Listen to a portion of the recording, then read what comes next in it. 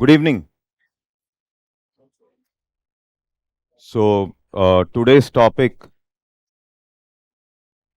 physical and digital infrastructure lifting potential growth.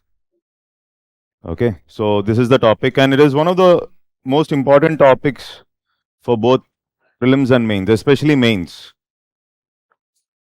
Okay, and for prelims, there are some schemes which are important, obviously. Okay, so here the word physical and digital infrastructure. That means this particular topic basically focuses on two aspects. One is the need for infrastructure. First thing is the need for infrastructure. Why there should be infrastructure? What is the logic behind government's focus on infrastructure? First thing. Okay. Second important aspect is in the physical infrastructure, what are the connecting areas? For example, we have national infrastructure pipeline. That is one aspect. Okay. So, and then you have national infrastructure or monetization policies, right?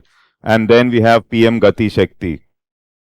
Okay. And then we have national logistics policy. So all these are integrated. All these are integrated. So in the physical infrastructure, these are very important areas which the economic survey basically throws some light. And it's very important how the government has evolved over a period of time with respect to these areas. And then the economic survey also talks about few areas specifically with respect to infrastructure, for example, the power sector, road, rail, port, okay, including the civil aviation. So these sectors are specifically focused, okay. And along with that, then comes up the digital infrastructure. Now it's not just about physical infrastructure, for example, talking about UPI, okay, or talking about e-way bills. Your logistic efficiency is again decided based on e-way bills, etc. Or talking about e-NAM. So all these are something like digital infrastructures which are created by government. Okay, so all are required. That is both the physical part and the digital part. But the social infrastructure, there's a separate chapter on that. We would have discussed about the social infrastructure. So our area of discussion will not go into the social infrastructure part because there's a separate chapter completely on social infrastructure, employment, education, all that. Okay, so is that clear? This is the what I can say, the broad outline of the topic. Now, first let's try to understand. We'll try to connect it with the previous economic survey. So the previous economic surveys also were talking about investment, etc. And all this is linked to Modi ji's $5 trillion target. Everything is linked to Modi ji's $5 trillion target. So if government has to achieve $5 trillion by 2025, okay, so in 2018 or in the 2018 economic survey, there was a direct focus on the model which they are going to follow to achieve a $5 trillion economy. Okay, so what was the model which they were talking about? Is to achieve this $5 trillion economy, we'll try to understand why infrastructure is so important. Okay, so to achieve this $5 trillion economy, so government talks about an integrated approach. This is a geared wheel in the sense like all of them rotate together. If all of them rotate together, then only you will be able to achieve something like the $5 trillion target. So this is what the economic survey of 2018 talks about, and this is one of the important policies of government. So to achieve $5 trillion, the government says there should be a focus on investment on one side, and specifically government specifies something called as private investment. Specifically, government is talking about private investment. Okay, along with that, government has also mentioned that there is an importance given to savings along with investment, because savings is an important aspect for investment. Okay, and then comes job creation, because the biggest challenge which government has to handle by 2035 is this aspect called as job creation. And then another important aspect here is exports. The logic is very simple. If jobs have to be created, you're investing. What is private investment? This private investment is leading to something like the capital formation. The private player is coming with more and more factories, more machines, etc. So there is something like the capital formation that is happening. So this capital formation means the private player is investing to produce more goods or render more services. And this model is a kind of a Chinese model which the government wanted to adopt, which is called as the investment-led growth. So in this model, what happens is, slowly the proportion of capital goods that are produced out of the total GDP is going to increase. Suppose you're producing, your GDP is 100 rupees. In India's case, 71 rupees worth goods are basically consumption goods, and 29 rupees worth goods are capital goods. That is basically 71% and 29%. But when we talk about China, around 45 to 46% is the capital goods, and around 55% is the consumption goods. So capital goods, everybody should be knowing what is a capital good. So this investment for capital formation, the private player has to invest. And when you're doing this, the production, when it is increasing, another important aspect which the government talks about is what?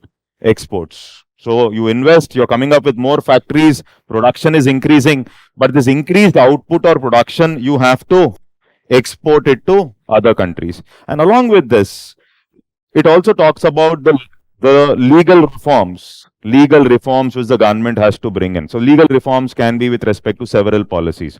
Okay, so it can be even with respect to the labor sector reforms, etc. So legal reforms are also very important. It talks about data, and it also talks about nudge. Nudge is a behavioral aspect, a kind of change in behavior. Yesterday I've mentioned something like willful defaulters. There is a behavioral change. That is basically, there is a trust that is developing, in the sense the number of willful defaulters are reducing. So nudge is a technique where you try to enhance the favorable behavior in the minds of public. It can be through implementation of Swachh Bharat. It may be with respect to tax payments. It can be with respect to reduction of willful defaulters, as we have discussed yesterday. Are you able to get this? So all these things, if they rotate together, Okay, then only you will reach something like the $5 trillion. Now, out of all these, all are important, no doubt about it. But out of all these things, the government gives adequate focus to two important aspects. One, private investment. Two, exports. Are you able to get this? Private investment and exports. Now the question comes up, if the private player has to invest, which you're talking about, the private player has to spend money and invest, the biggest challenge for the private player to invest would be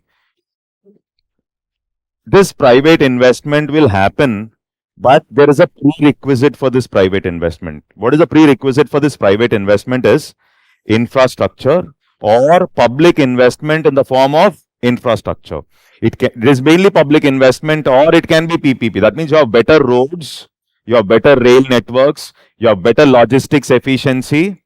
Okay, you have proper road port connectivity. Then the private player will increase this private investment. Are you able to get this? He will increase this only when there is infrastructure. So it clearly shows that for this $5 trillion, if government has to achieve, then obviously the most important area which government has to focus, in spite of there being COVID also, government's capital expenditure is increasing. Capital expenditure, infrastructure spending. Why? Because if this is the target, we have to focus on infrastructure. There's no other option. Without this, it will not happen. Why? For example, you're producing products, okay, but your logistics is inefficient. You're very bad in packaging. Your transportation, it's very costly. Your taxing system, the tax rates are not okay. That means you have inefficient taxing system. Then the product cost will increase. If your products become costly, obviously, if you do not have logistics, your appropriate transportation, proper packaging, nothing is there, then automatically the product is going to become costly. If the product becomes costly, you will become inefficient. So you cannot increase your exports. You can't do that. So if you really want to private player to invest on one side, so for exports also, most important, private investment, and then it has to go to exports. If exports have to improve, then efficiency with respect to these aspects becomes important. So that is the reason government started focusing on national infrastructure pipeline. I'll talk about them later. Two, you have national monetization policy. This is a policy to build infrastructure. You should have some technique to build infrastructure. How do you build infrastructure? You have some ways to build infrastructure.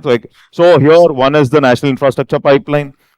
To build infrastructure, monetization policy, to build new infrastructure, and then logistics, make logistics efficient, and for that, national logistics policy. All these integratedly, along with Gati Shakti, all these four entities together, okay, will improve the efficiency, and then you will be able to increase the exports, and then you'll be able to reach the $5 trillion. Is this clear? This should be clear first. Have you understood this? Okay, so this is the reason why there is adequate focus obviously on infrastructure and to reach this $5 trillion. Done. Okay, so once we have understood this, now another important aspect which the economic survey talks about.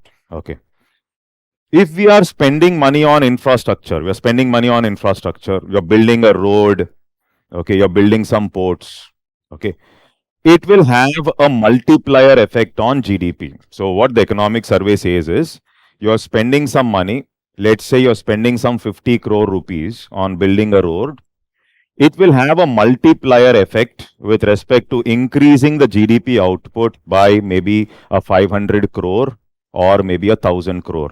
So that means a minimum amount of money which you're spending on some infrastructure like a road. Okay, and because that road is there, probably industries. So here you try to observe this. Now this is, I've mentioned public investment in infrastructure. Public investment in infrastructure. Now we have understood why investment is required and then why infrastructure is required for investment and efficiency for exports, 5 trillion, all that. Now the question comes up, if you observe this flow chart, public investment in infrastructure, if government is going to increase this, It can be anything. For example, let's say government is spending money on roads.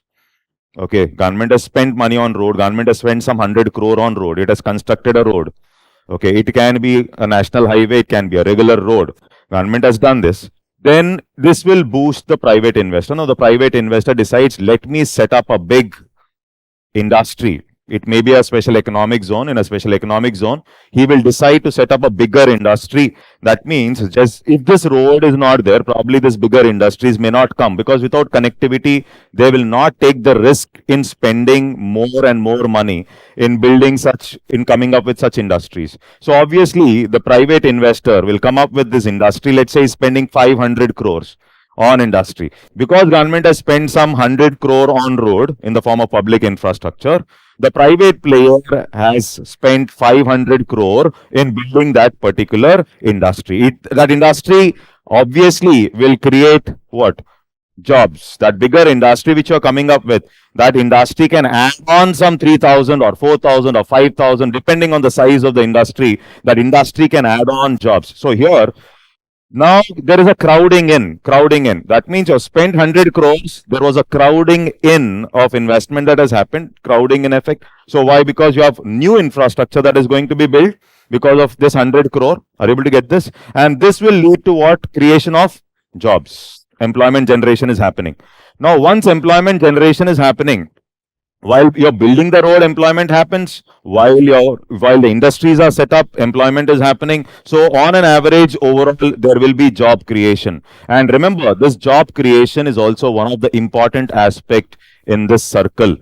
Job creation, because this is the biggest challenge which India has to handle by 2035 in the era of artificial intelligence. In the era of artificial intelligence, the biggest challenge which India has to handle is unemployment and underemployment by 2035, 2040. So this job creation is the big challenge. Now, because of this, there is a crowding in of new investment from the private player. Here, jobs will get created. Okay, when you're constructing the road, jobs are getting created. So overall, jobs are getting created, means incomes of people is increasing. So we are getting employment slowly, incomes is increasing on one side, poverty is going to reduce. So to some extent, definitely, it will help in achieving inclusiveness. It will help in reducing poverty, employment, reduction of poverty. All these happen. So some aspect of economic development here. That means infrastructure has an impact not only on GDP growth, but infrastructure also has an impact on economic development. So it has a direct impact on reducing poverty, and incomes of people are also increasing. Are you able to get this? Okay. Now, the economic survey also says, when we are coming up with building infrastructure construction will have positive externalities. For example, if this road is there, these industries are built, and roads and ports are constructed like this, it will obviously improve. The one positive externality is what? Logistics efficiency is going to increase. So one positive externality is what? Logistics efficiency. Earlier, the cost of transporting a particular product from one state to another or one place to another is X, means now it may reduce to something like X by 2. So the cost, logistics efficiency, so cost is going to reduce. And if there is this logistic efficiency, the private investor may decide to invest even more. Now he will decide, let me put another 200 crore, okay, and expand the industry, or let me come up with another industry. So this positive externalities over a period, income generation. So there is a social impact also. When incomes of people are increasing, maybe more children may be going to schools. Are able to get this? When incomes of people are increasing, poverty trap. So biggest challenge, if this is going to reduce, if you look at from the other aspect of the social indicators, maybe more people, more kids will be going to school, better access to education, better access to health facilities. Human capital will also develop. So this is something like multiplier effect is not just in terms of money. Multiplier effect can be in terms of development as well. Is this okay? Okay, multiplier effect will also be in terms of development as well. And all these, because of these multiplier effect, the GDP is going to increase. So that means of spending 100 crores, probably GDP is increasing by another 800 crores. This is what is multiplier effect because of all this. So economic survey is talking about infrastructure when you're spending. One is it crowds in more investment. Crowds in more investment. Okay. So it has a multiplier effect. It has a multiplier effect. Three, it leads to economic development. Economic development, obviously, it also leads to economic development. It can be in terms of health or education or whatever it is. So that is another aspect. Okay, so all these are interlinked. This is what the economic survey clearly talks about. I hope it is clear. Is that clear now? Now things will be easy. So once these two charts are clear, okay, so there is this basic definition of infrastructure which is given. Okay, so infrastructure refers to basic facilities which facilitate socio-economic development and lend a helping hand to the production activities in the economy. So this is what the economic survey says, a basic definition with respect to infrastructure. And here two types of infrastructure I've mentioned. There are these diagrams, if you can see. One is the economic infrastructure, and another one is the social infrastructure. This is a kind of a school. Okay. And here you can see you have the roads and energy systems in place. Physical infrastructure, multiplier effect. Okay. Now, now here, this is very simple. You've understood, then these points are very simple. You'll easily recollect it. There's no question of forgetting these points. So here it talks about infrastructure kicks in multiplier effect. Multiplier effect, number one. It pushes crowding in 100 crore, 500 crore industry. Okay, so that is basically crowding in. And it also possesses positive externality. Positive externality can be logistics efficiency. It can be better health and education indicators. All these are positive externalities as we have discussed. Clear? Okay. And then see contribution, if you see. So physical infrastructure services have an element in public good and it is useful for everybody.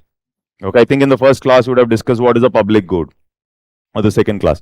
Okay, so here infrastructure possesses positive externality, crowding and multiplier effect. All are important points. Okay, now here contribution to economic development. So this is also, you have understood those charts now. This is simple. Leads to employment and poverty reduction. Okay, and then increases productivity and efficiency. Productivity and efficiency. And it also promotes rural and agricultural development. Rural and agricultural development. Development aspect, growth aspect, both. Clear? Okay. Now the biggest challenge comes up. The biggest challenge is, how do we finance infrastructure? Okay. So if we try to take the statistics from the 11th 5-year plan, 12th 5-year plan, almost like 45% of the infrastructure funding was mainly coming from the budgetary sources. Okay, 11th 5-year plan statistics, if you take, and even the 12th 5-year plan statistics, it says like 45 to 50% of the infrastructure funding or financing is mainly coming from budget. But government burden is too high. Government has other things to do. For example, during COVID also, government also have to take care of welfare. Government has to take care of several other aspects. So too much of dependence on government's budget only for infrastructure financing may not be an appropriate way to fund infrastructure. This is the first thing. Second challenge is, for infrastructure projects, the private players are very much dependent on banks. But banks are not suitable for funding infrastructure. This is one more important aspect which you should understand. Okay, so because you have investment trusts, which is discussed in the economic survey, you call them as IVITs now. Okay, so why these investment trusts or real estate investment trust and all these REITs is because what we have to understand is banks' position is very bad, in the sense we have discussed that NPAs have reduced, all that is fine. But again, banks start funding infrastructure projects, then NPAs for the banks may increase. Why? Because banks generally get short-term deposits, but they have to use those short-term deposits to fund a project of 15 years, 20 years, 25 years. So this problem, we call it as the asset liability mismatch for the banks. Okay. And then there are problems related to government, which is fiscal burden. Okay. And whenever there is some recession outside India, financial crisis, you cannot depend on ECBs also. The corporates cannot depend on external commercial borrowings to fund infrastructure. So that you cannot rely on them also. And then Insurance companies and pension fund companies, yesterday I said insurance density increased, insurance penetration increased in India. And I said it's a positive factor because you can fund money into long-term projects. Because we save money into the insurance companies or a pension fund company for a long-term period.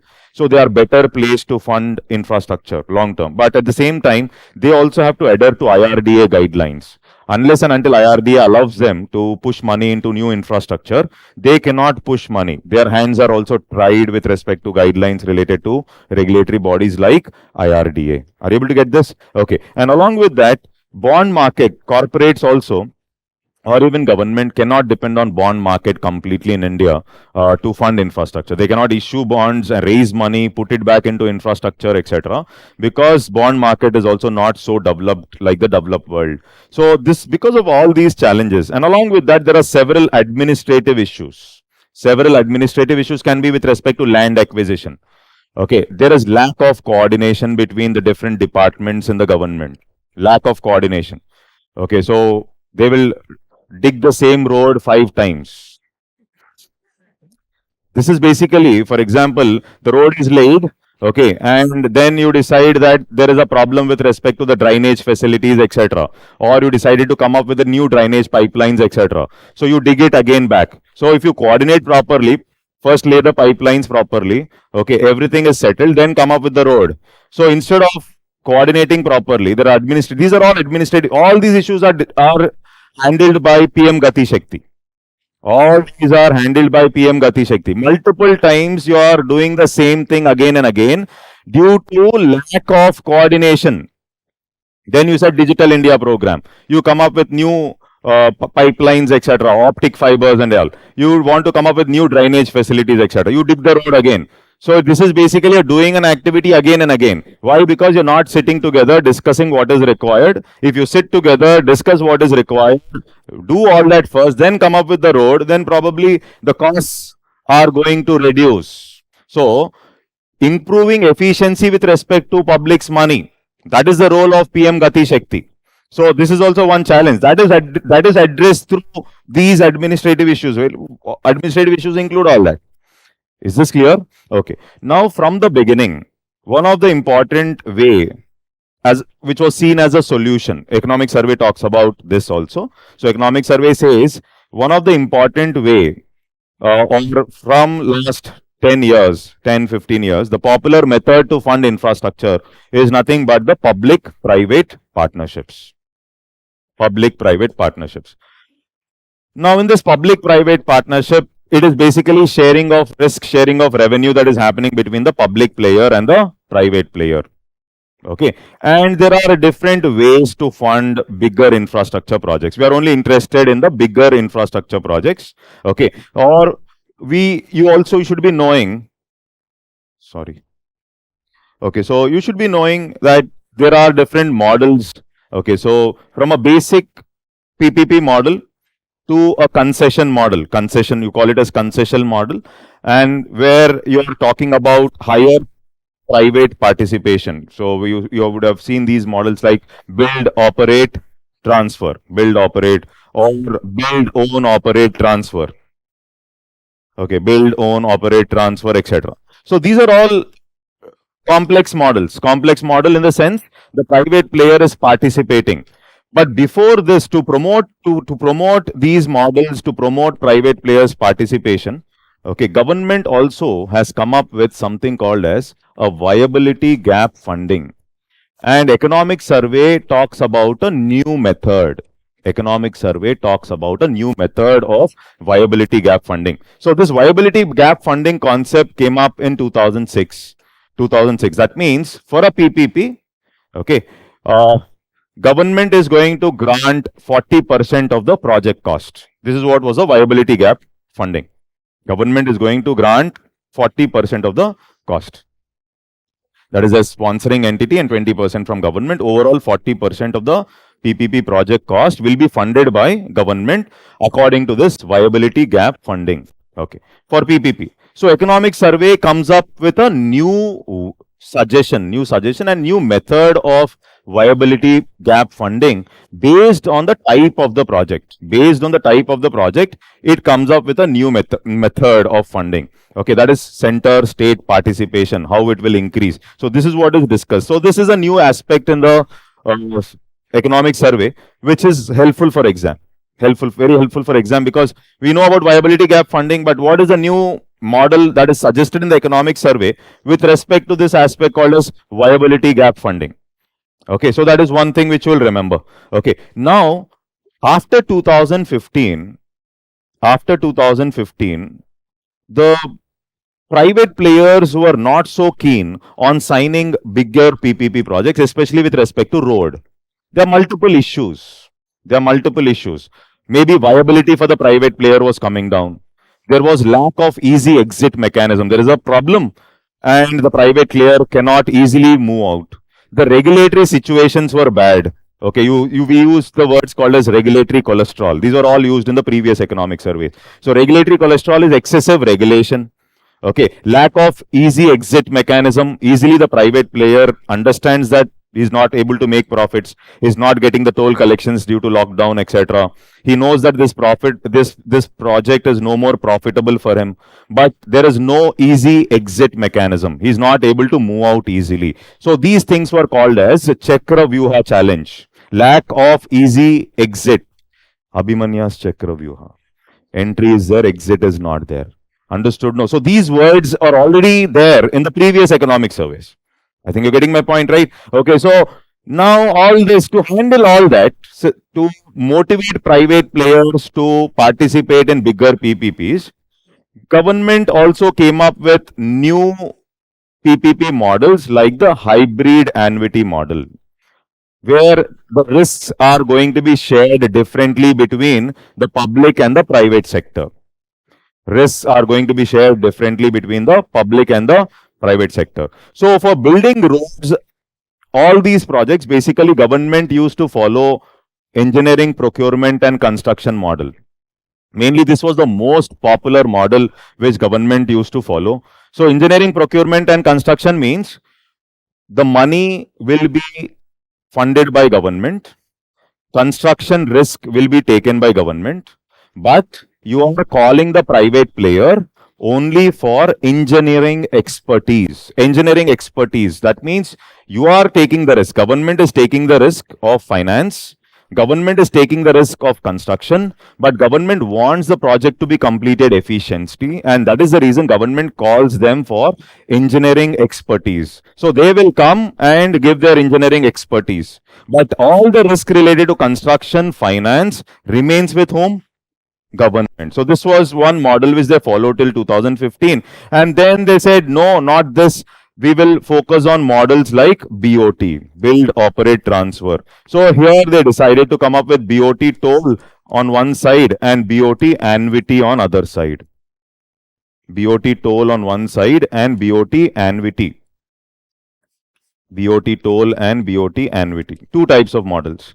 Okay, so they have come up with these two. So in this BOT toll, the private player is going to build it.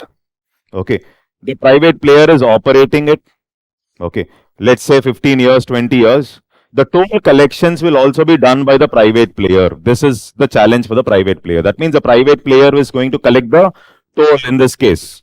So the private player has to bear the market risk. The private player has to bear the market risk. Tomorrow lockdown is there, toll collections are not coming. The private player would have spent, let's say, some 10,000 crores. He expects 5,000 crore profit. That means from the project is expecting 15,000 crore. And nobody is moving on that road because of lockdown. Forget about that 5,000. This 10,000 is also not coming. Forget about 5,000 crore profit. He said, I want to make 15,000 crore profit from this particular road. But not even 10,000 is getting recovered. Now, this is the challenge which they were facing with respect to BOT toll. Toll was not coming. Risk was high. And therefore, private player was not interested in participation. Not interested in participation. Then annuity is the private player is going to construct, he is going to invest, building it, he is operating it, but the government annually will make some fixed payments. Government will annually make some fixed payments. So government has this burden of making fixed payments. So this is also one more challenge with respect to BOT annuity. So to handle these risks, so they have come up with these models like hybrid annuity. So here we have put some hybrid annuity model here. So this hybrid annuity model, etc. This was the solution. So 60% the private player will keep, initial 40% government is going to give. Okay, so this is about the hybrid annuity. Now this is something like PPPs are a vital instruments for governments in channelizing the strength of private sector in critical areas of infrastructure. One important aspect. It helps to address infrastructure gap and improve efficiency. And then private participation supports several PPP models, but you can't discuss all the PPP models, but there were problems in the PPP. PPP is not sufficient. PPP is not sufficient. If everything would have gone well, then probably our infrastructure would be at a higher rate today. So since PPPs have failed, or PPPs were not as efficient as we expected because of some problems which we have discussed. Okay, sharing of revenues, conflicts, etc., lack of easy exit, etc. They could not. Now, therefore, economic survey talks about this entity here. Government is coming up with this entity called as India Infrastructure Project Development Fund Scheme. Now, for the private player, he has to raise capital, number one. He has to plan the project. Okay, he has to implement the project. He has to maintain the asset. He has to collect the revenues or the tolls. Okay, and that means the private player, for planning and execution, there is huge amount of effort which he has to put. So what government was trying to say is, we will come up with this entity called as India Infrastructure Project Development Fund Scheme. Okay, and through this, for project development expenses, whether it is planning, consultancy, there is an expense. No, you're planning a project. There are consultancy services, planning, etc. What has to be done, etc. All these things will be given from this fund for the PPP project, and government is going to shell out some 5 crore per proposal. 5 crores per proposal. So to handle all that, to make the life of the private player easy, especially with respect to the planning of the project, execution of the project, consulting services, etc., they said, we are going to help you out with India Infrastructure Project Development Fund Scheme. So this is one thing which you will remember. Is that clear? Are you meditating or something? Is that okay? Yes. Okay. See, these things we can't discuss much. No, that's in the regular class. Otherwise, that itself will take 1 hour. Okay, but I think you understood the challenge in the PPP. If time permits, we can discuss later.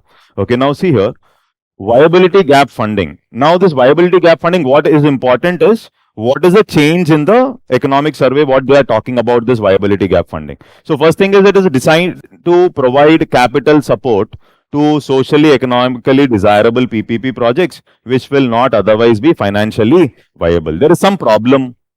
Okay, so you're coming up with drinking water facility in a particular rural area. Now the challenge is, it has an economic aspect, it has also a social aspect. The private player has taken up the responsibility to construct it and supply it. Okay, but here you have to check about the viability. Viability means, for example, the private player is incurring some 50,000 rupees every day for the operational cost. Will he at least be able to recover that 50,000 rupees or not? Forget about profit. I'm talking about whether he'll be able to recover that cost of operations. Are you able to get this? Sometimes he will be able to recover 100% of the operations cost. Sometimes there will be some projects where they will not be able to recover 100% of the operation cost. Are you able to get this? Is this clear? Okay, so there will be different types. So based on recovery of operations cost, based on recovery, that means you are spending money. Okay, will there be a chance to recover the full operations cost at least in a particular day or in a particular month? You are checking. If you are able to do that, you have categorized it into one category. There is another category which economic survey talks about, where there is only scope for recovering 50% of the operations cost. You can't recover more than 50%. For example, government hospitals, government schools, etc. So there, what will happen? Obviously, you cannot uh, you cannot ask the patient or the school kid who's poor, chalo paise niklo, kalo, pay me immediately. You can't do that. So what government says is we'll have a higher viability gap concept here. Are able to get this? So this is what the economic survey talks about. So here, let's see. This is basically launched in 2006. This is very common here. And then economic sector projects may get up to 40% of the capital expenditure as viability gap funding grant. This is the normal thing. Okay, 40% of your capital expenditure, you are getting it as viability gap funding, 2006. Now, social sectors, economic sector projects may get up to 40%. Now, social sectors may get up to 80% of the capex and up to 50% of the operating expenditure as VGF grant. Is that okay? Okay, so here social sectors may get up to 80% of the capital expenditure and up to 50% of the operating expenditure as VGF grant. Okay, so here with respect to these social sector projects, there is a division of two sub schemes. This is what the economic survey talks about. Regular viability gap funding, economic projects, 40% of the project cost. But when it comes to social projects, it will be little difficult for recovery. So there are two bifurcations here. So one is the sub scheme 1 and sub scheme 2. Okay, and here if we observe, operational cost recovery 100%, like the water project, drinking water supply or whatever it is. Okay, so or building small roads, all this is 100% recovery, operational cost recovery, or here there is only 50%. The second scheme, sub scheme 2 is you will only be able to recover 50% of the operating cost. 50% of the operating cost. One day operating cost is, let's say, 50,000 rupees. You cannot, in this case, you're recovering at least that 50,000 rupees. Here, you will be recovering hardly 25,000 rupees. Are you able to get this? Okay, so two bifurcations they have done. Now, there is this share of in the capital expenditure. This is about capex is capital expenditure, your initial investment into building the infrastructure. You're building the asset, that initial investment which you are doing. So here, center, state, and the private sector, how much they are going to fund. Okay, for building the infrastructure. For building the infrastructure, 30% by center, 30% by state, and 40 by private sector. So this we have to remember.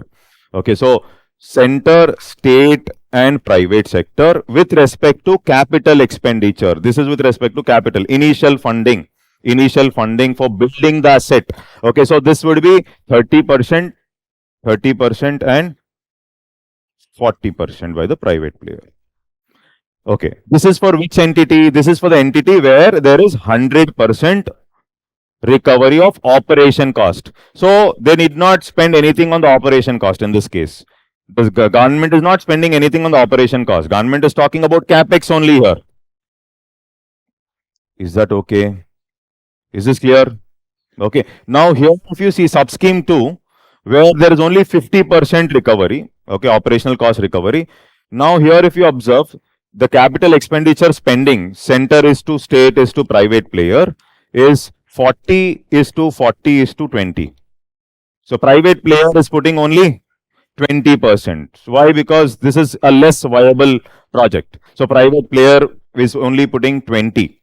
This is what? Why? Because here 50% recovery. More than that, another important aspect, what you should understand is, in the sub scheme 2, okay, in the first 5 years, the economic survey clearly mentions the first 5 years in the sub scheme 2, the operating expenditure, day-to-day operating expenditure, not able to recover, no. So operating expenditure, okay, so here 25% by the center, 25% by the state, and 50% by the private player. So the private player is only going to push in 50%. Are you able to get this? This is not capex. This is the operating expenditure. So I mentioned 50,000 is the operating cost. Okay, they are only able to recover 25,000 rupees. So this is 50% of the operating cost for this section. This is for this section. Okay, so center is in the first 5 years, center will come up with 25%, state will come up with another 25%, and the private player is coming up with 50.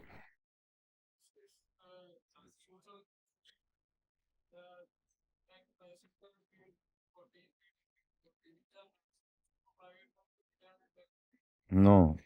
So when I say viability gap funding is a kind of a grant basically. Now this is not lifelong.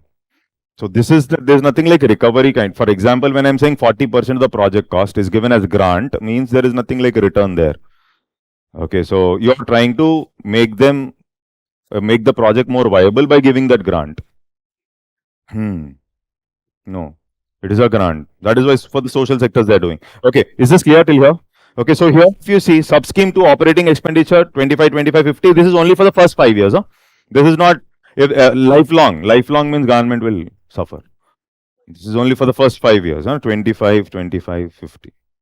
Is that clear? Yes. So this is one change which they have come up. This is one change which they have come up. Okay. Now, when PPPs are also not efficient, but still we have to increase our infrastructure to reach $5 trillion, there should be something that the government has to do. And it should be quite different from the earlier policies. Quite different. So we have understood that PPP has some problems. Okay, public-private partnerships, they were not so efficient as you expected. So that means you should have some other mechanism to increase funding into infrastructure. Okay, so what the economic survey talks about is to reach this $5 trillion by 2025. Okay, to reach this $5 trillion by 2025, government has to compulsorily focus on infrastructure. This is very clear. And economic survey clearly mentions through national infrastructure pipeline from 2020 to 2025, government is going to come up with 9,000 projects. Government is going to come up with how many projects? 9,000 projects, spending around 111 lakh crore. Spending around 111 lakh crore. So now that means government has a huge target which it has kept. So to reach $5 trillion, you have to increase infrastructure. So for increasing infrastructure through its national infrastructure pipeline, under this national infrastructure pipeline, through government as well as private participation, okay, it will fund money or it will come up with 9,000 new projects, and the spending would be around 111 lakh crore, okay, and then government is going to reach this target of what? $5 trillion. So from 2020 to 2025, national infrastructure pipeline using government and private participation has to come up with 111 lakh crores and also build 9,000 projects. Now the biggest challenge is asset liability mismatch on one side. Government's budget is also not so okay on the other side. Okay, so because our fiscal deficits have increased due to COVID. Okay, so government is also not in a position to fund 111 lakh crores, obviously. So, and PPPs, when it comes to public-private partnerships, the private player is also not ready. The private player is also not ready to fund infrastructure because of the previous experience, etc. Are you able to get this? Okay, so now in this particular economic survey, there is a clear mention that for this national infrastructure pipeline, there will be a coordination between two important entities. There will be a coordination between two important entities, which is clearly mentioned in the economic survey. One is the Invest India Grid under the Ministry of Commerce. Okay, so this is a portal. This is a portal which has all the details related to NIP. Which has all the details related to NIP. Any detail related to NIP can be accessed in this particular portal. And it also talks about a project monitoring group. So under National Infrastructure Pipeline, there is a mention of coordination between two entities. One is the Invest India Grid, which is a portal which has all the data. Anything related to NIP can be accessed in this Invest India Grid of the Commerce Ministry. Are you able to get this?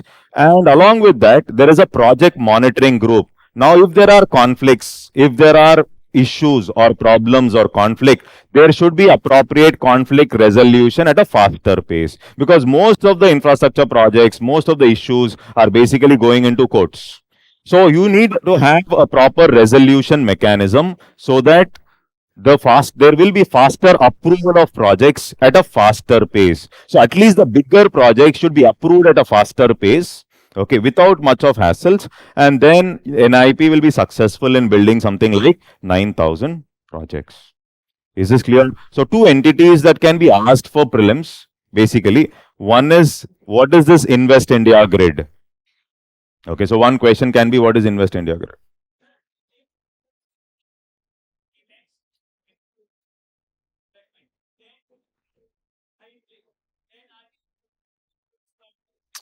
See, now the question is, government is out. If government is spending more on consumption, the inflation will be higher than government spending more on capital. Are you able to get this? Which one will have a higher impact on inflation? If I ask you, if you are spending on consumption aspect or a capital aspect, obviously inflation will be driven faster through consumption aspect. So if you look from that context, if there is more multiplier effect, also will have inflation. So don't look from that aspect. Inflation is an area which has to be handled, and once inflation is going to come under 6%, the important aspect obviously will be growth. Important aspect obviously will be infrastructure.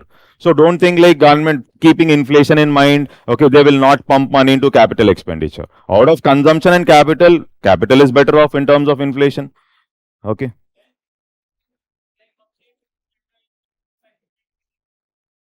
Why?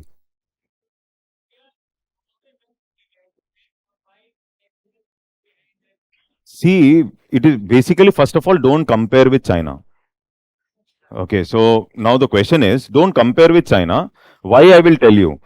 China is a basically export oriented country, and Chinese manufacturing has reached a certain level.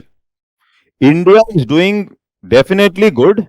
If you take last 5 6 years statistics, India is doing well above what we have done earlier. So that is what is your indicator here. Don't compare with China. China was following export led growth. Manufacturing to GDP ratio in China is higher. Okay, so you cannot compare with China as of now. It will take some time. So China has proper road port connectivity in place. Okay, so their export zone models are already hit. Our SEZs are not a hit. Why? Because of lack of infrastructure. That is the reason we are talking about infrastructure. And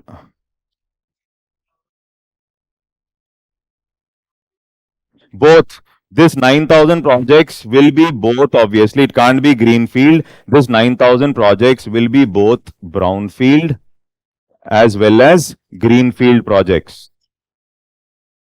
It should be both. It can't be. That means there is existing project in which government is pushing in money or the private player is pushing in money. That is basically brownfield.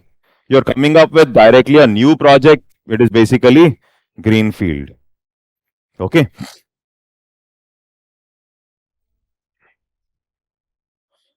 So here.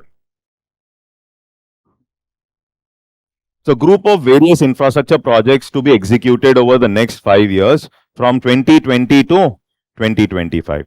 So that diagram should be clear. Infrastructure pipeline. Okay. 9,000 projects, 111 lakh crores. Okay. With an aim to achieve a $5 trillion by 2025, 111 lakh crore. Now this is not an easy number.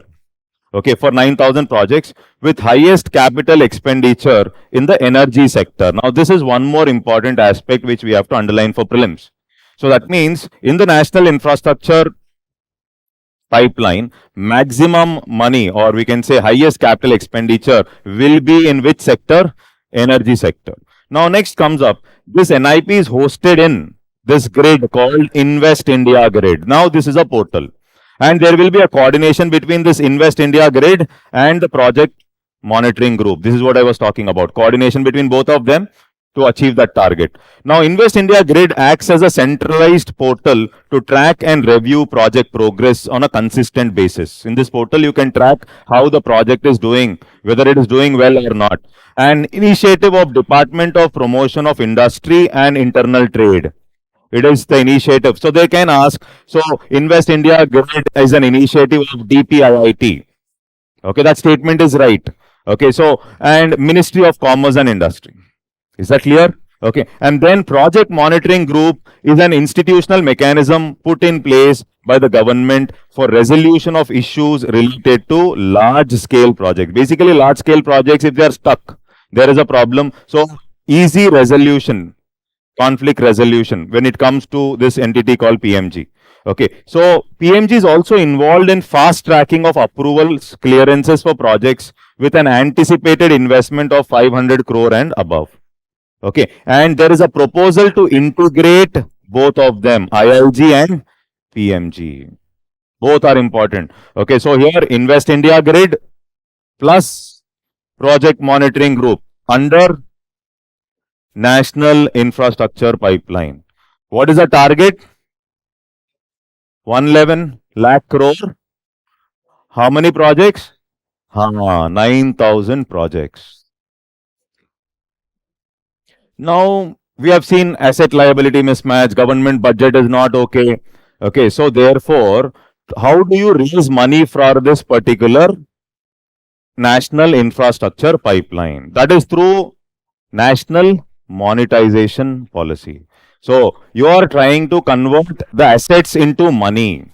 National, why? Because you need money. So, you need money to achieve this. And government's burden, government's budget is not sufficient. Government is already, debt to GDP of government has increased.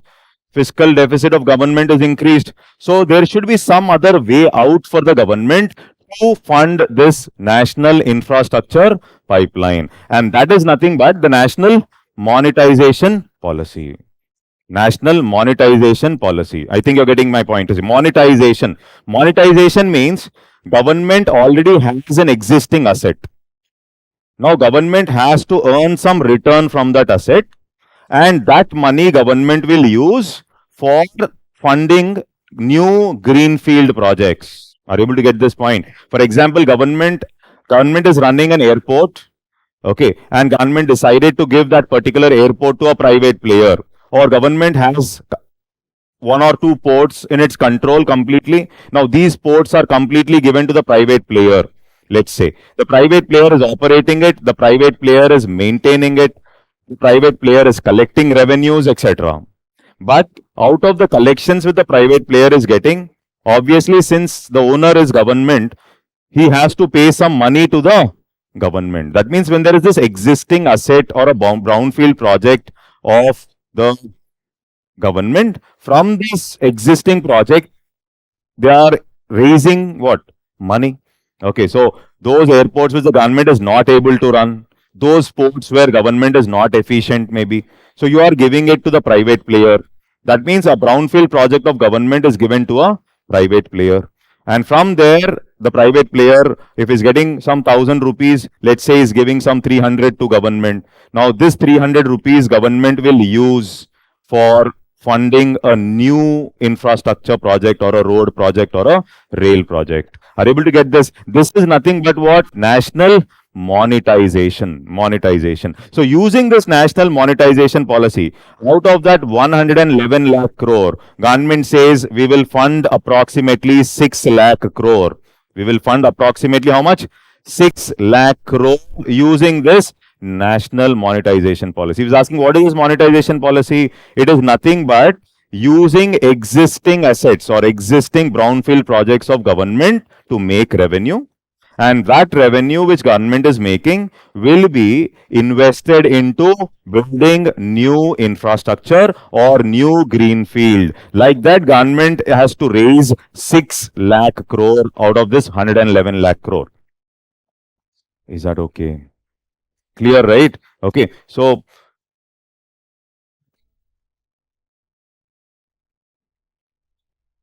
national monetization pipeline based on the principle of asset creation through monetization. So you're monetizing the existing assets. That is what is the meaning. Monetizing the existing assets. You're converting existing assets into money without selling. Ownership you are not giving to private player. You are not selling off the asset. Government is not selling off the asset. You are trying to convert that asset into money. You're giving it to private player for operation, maintenance, etc. You're not selling off the asset. Okay, if you sell, then you're selling one and buying another. There is no use. Are able to get this? You're selling one and buying. Okay, so it taps private sector investment for new infrastructure creation. Government leases out. Now, this is what is important. Government leases out its public assets to private sector for operation and maintenance of the assets. Funds so received from the brownfield projects.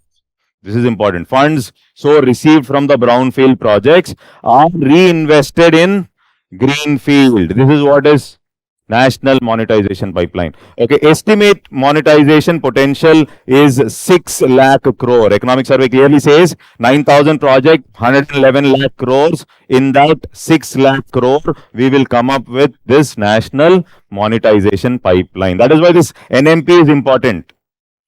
NMP is important for $5 trillion. NIP is important. NIP first. In that, again, there is a coordination between two entities. What are the two entities? Invest India, Grid and Project Monitoring Group. And then National Monetization.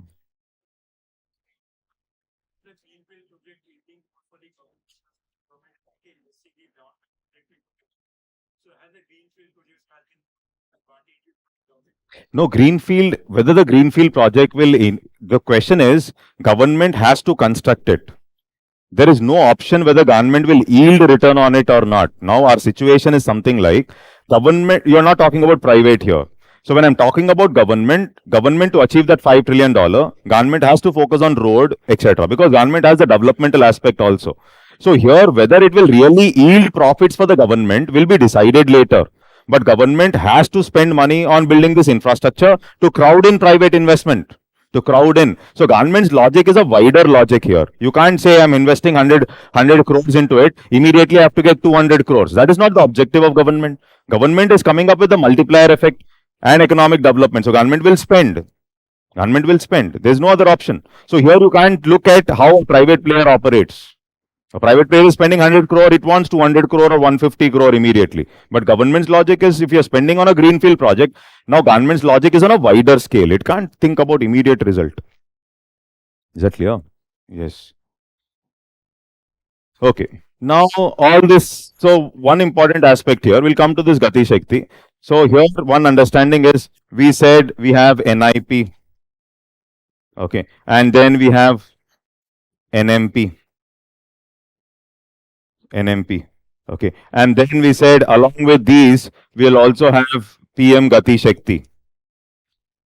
Okay. Now PM Gati Shakti is basically a program in good governance. It's a good governance program, obviously. Why it is a good governance program?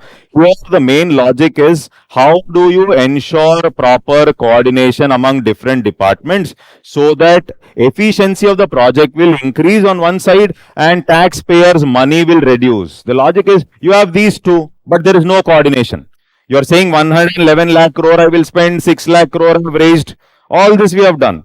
Now when you are coming up with implementing the project, okay, so each department works separately. This is a problem in the medical field also. Okay, medical field also. For example, cardiologist says, I'll only deal with heart. Okay. Now the problem here, there are some gray areas. All the doctors know. There are some gray areas when there is no 360-degree approach. That is the reason today you're talking about alternate medicines and all that. The government is promoting all that. So why one of the problem with allopathy is, we're not saying the doctors are very efficient, no doubt about it. Now the brain specialist, neuro specialist will talk about only brain. Heart specialist, I will only talk about heart. Liver, only liver. Okay, kidney, I'll only deal with it. Now there is something in between all this. There are gray areas even for the doctors. Doctors are also humans, no doubt about it. But now we are talking about excessive specialization where I will only deal with that particular aspect. I am not interested in others. Now the patient may be suffering with something in between both. And there is no diagnosis, or if it is diagnosed, who is going to deal with it? There is a question mark. Now this is the challenge even in the medical field. Many doctors, I've spoken to many doctors. Okay, so this is one of the area. That is the reason now Ayurveda or alternate medicine, which talks about 360-degree coordination. Okay, so we'll look at health from 360-degree approach. No, looking at health, both physical, mental, emotional, and spiritual. All four include, and that is health. No, it's not just about one. In that physical also there is segmentation. Now lack of coordination will create huge amount of inefficiency. Lack of coordination creates huge amount of inefficiency. It is the same when it comes to the coordination among the different departments of the government. So when we talk about the road or the rail, or maybe you're talking about the sanitation, etc., all the entities have to coordinate before channelizing particular project. Now, after setting up the project, permissions are given, you're constructed it. Now you again come up with new changes. It's a huge problem with respect to efficiency. Huge problem with respect to efficiency on one side, and it is a huge waste of taxpayers' money, hard earned money, taxpayers, because only hard earned people are paying taxes. Therefore, hard earned money, taxpayers' money, and efficiency both. And that is the reason there is a clear mention of PM Gati Shakti. Are you able to get this? No. So, why investment, infrastructure, need for infrastructure, and then types of infrastructure, then financing issues, then targets, then NIP, monetization, then comes PM Gati Shakti. Okay, so I think the order is clear. The logic should be clear. The order, if it is clear, then you need not mug up. Okay, now here, PM Gati Shakti, it's a master plan for integrated project planning. Okay, and plan entails creation of a common umbrella platform with all the infrastructure projects pertaining to various ministries and departments, so that there will be appropriate coordination and reduce wastage of funds. So projects pertaining to 7 growth engines. So PM Gati Shakti talks about 7 growth engines. So this is a line which you should know for prelims. Okay, so PM Gati Shakti talks about 7 growth engines: road, rail, airport, transport, waterways, and logistic infrastructure. Okay, so in the NIP will be aligned. So if you want NIP to be successful, it is not just about NMP, but it is also about PM Gati Shakti. Then only that 111 lakh crore will be invested appropriately for that 9,000 projects. Is that clear? So this is what the economic survey talks about. It covers road, rail, airport, and including logistic. Now comes this area. So economic survey specifically talks about logistics. Is this clear till here? Now, India's situation from the beginning. Okay, one challenge was for India, the indirect tax rates were on a higher side. Okay, along with that, tax inefficiencies were high. Tax inefficiency.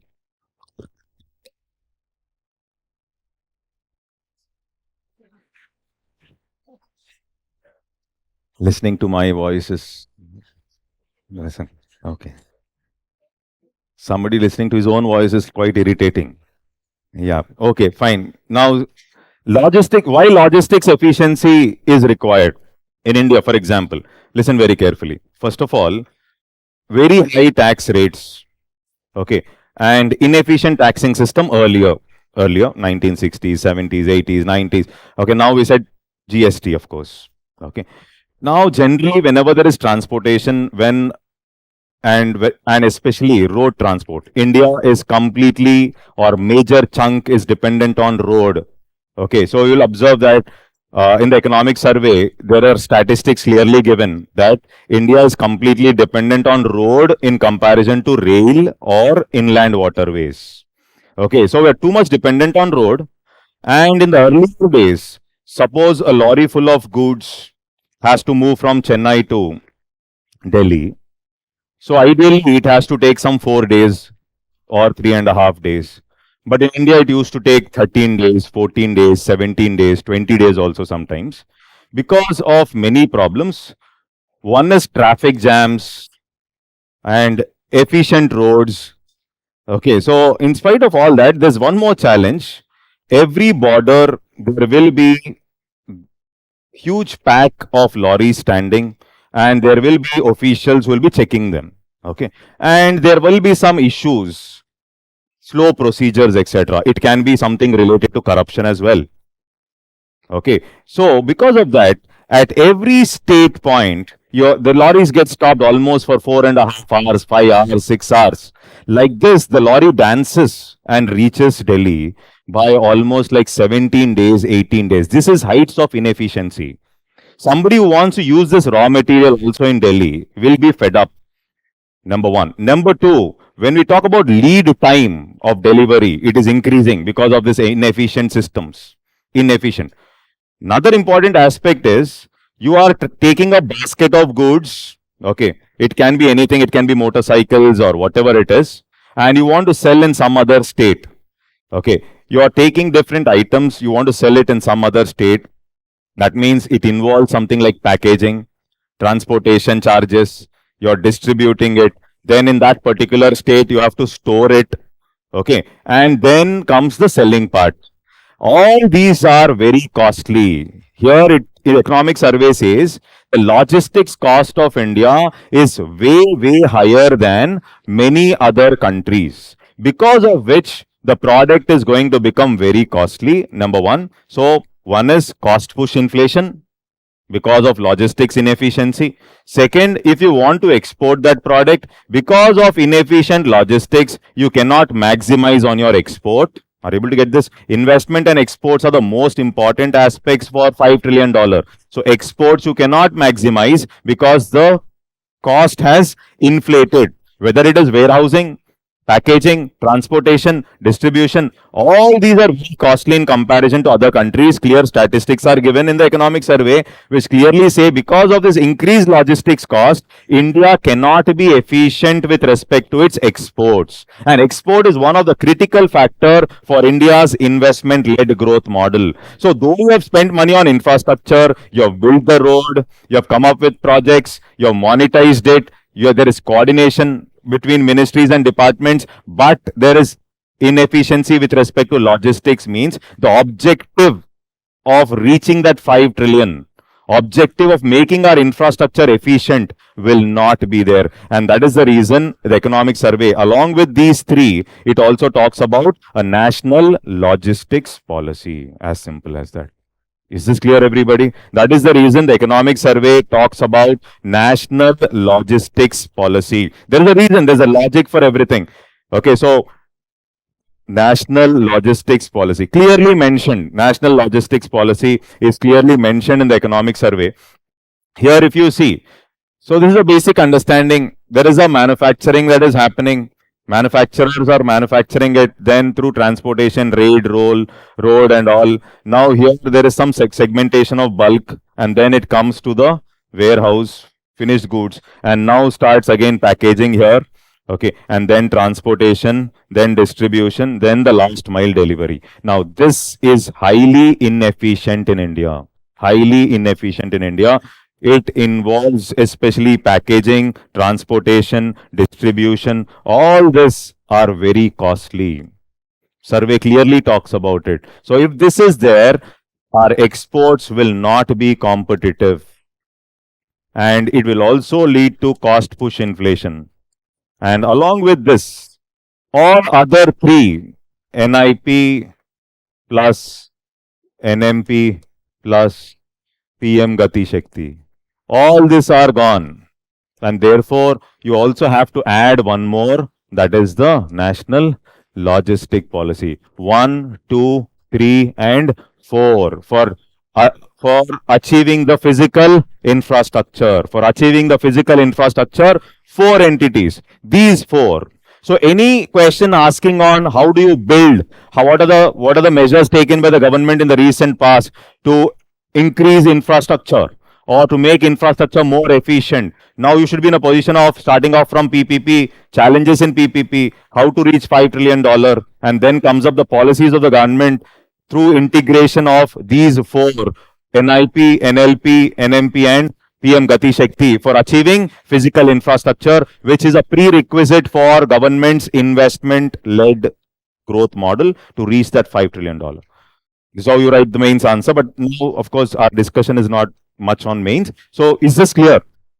Okay. So now, therefore, the most important aspect here.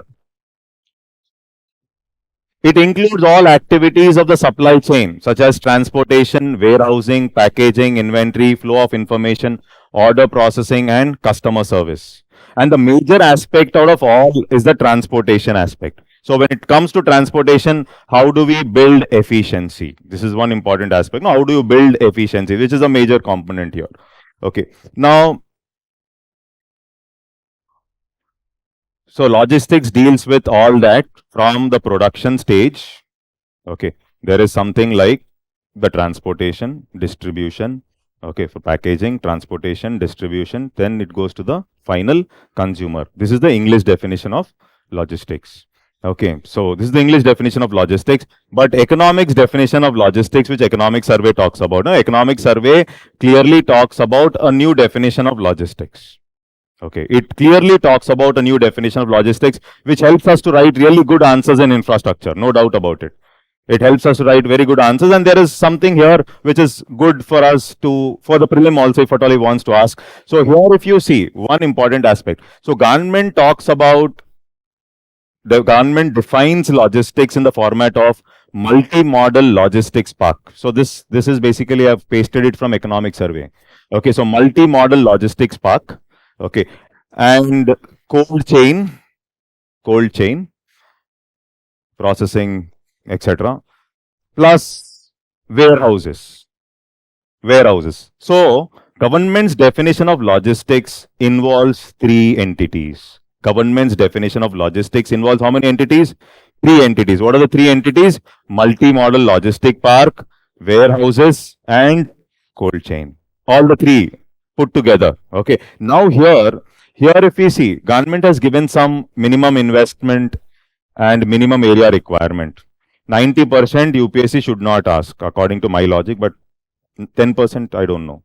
Okay, so 90% probability is like they'll not ask like what is the minimum investment in multi-modal logistics, or they may frame a statement multi-modal logistic park as per 2007 logistics definition is something like minimum investment of how much? 50 crores, or they may give 100, 150, whatever it is. So 50 and 10, minimum area is 10 acres and minimum investment is 50. Okay, so in a multi-modal logistic park, you have all the modes of transportation at one place. Multi-modal logistic park means you will have all the modes of transportation at one place. You have the rail connectivity. Okay, you have the ship, waterways there. So goods can come to that area through any mode of transport. Through trucks, the goods can come. Through the sea route, the goods can come, or through air, the goods can come. Okay, and from there, the packaging, everything will be done through containers, etc., and it goes. Are you able to get this? This is nothing but what? Multi-modal logistic park. So government is talking about, suppose there are some government ports which are idle, and these ports there is no traffic, let's say. Now, why can't we convert these ports into multi-modal logistic park, where you have access to something like the rail line, as well as the ship, as well as you have the flight, as well as the packing, etc., containers, everything at one place, efficiency achieved, and then you export it. And therefore, obviously, you will also save on the cost. Okay, so this is what is called as multi-modal logistic park. Okay, and when it comes to perishable items, especially, when it comes to perishable items, when it comes to horticulture, or when it comes to meat related items, etc., another important challenge is this aspect called as cold chain. And that is the reason in our logistics definition, there is also this aspect called as cold chain, which says minimum investment should be 15 crores, and here minimum square feet, 20,000 square feet. Okay, so this is the minimum area. And then another important aspect, warehouse, there is no proper warehouse, etc. Assembling capacity will come down.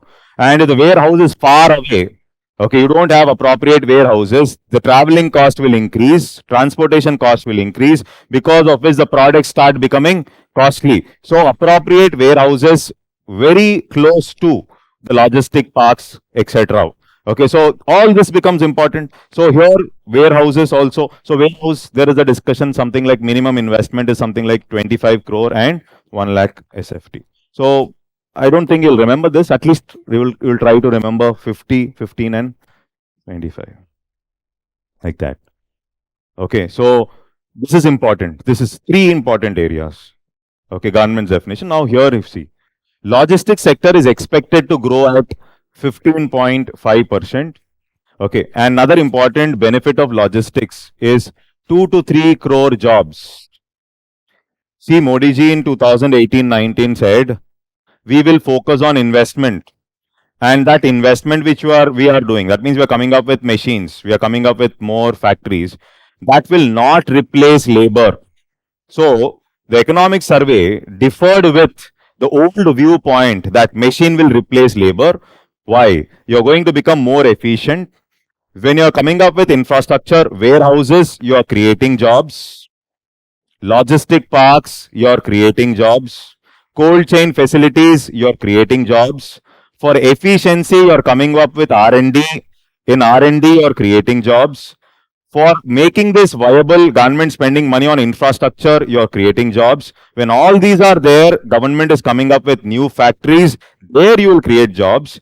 If you become efficient with respect to export, you will be able to sell more of such factories, more of such integrations, more of private companies. Overall job creation will increase. So don't go by the old viewpoint that if you have if you have more machines, it will replace labor, as it did in the second 5-year plan.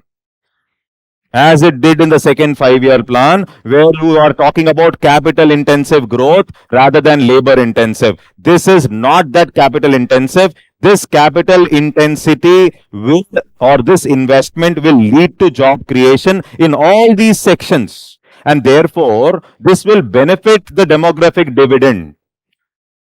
This will benefit the demographic dividend. So you can't comment on saying that if you are coming up with more machines now, more factories, then how labor will be replaced. So government was clearly giving a very clear-cut logic: more efficiency, more export, more output, more production, and making it efficient. You're coming up with all these. So logistics, you'll create jobs. All the areas you're creating jobs. So thereby, India will be able to handle that job creation challenge which it has to face in 2035, which you cannot do completely in the services sector.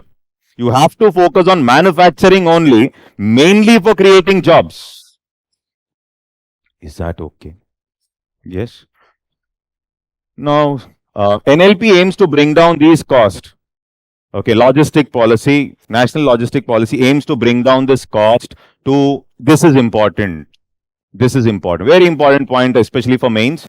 Okay, so logistic cost lies around 14 to 8% of GDP. Global benchmark is how much? 8%. Then how do you compete with other countries? How can you maximize on your exports when you are somewhere around 17 to 18%, let's say, and the global benchmark of logistic cost is just 8%? And obviously they'll have better pricing mechanism and you will lose out in the market.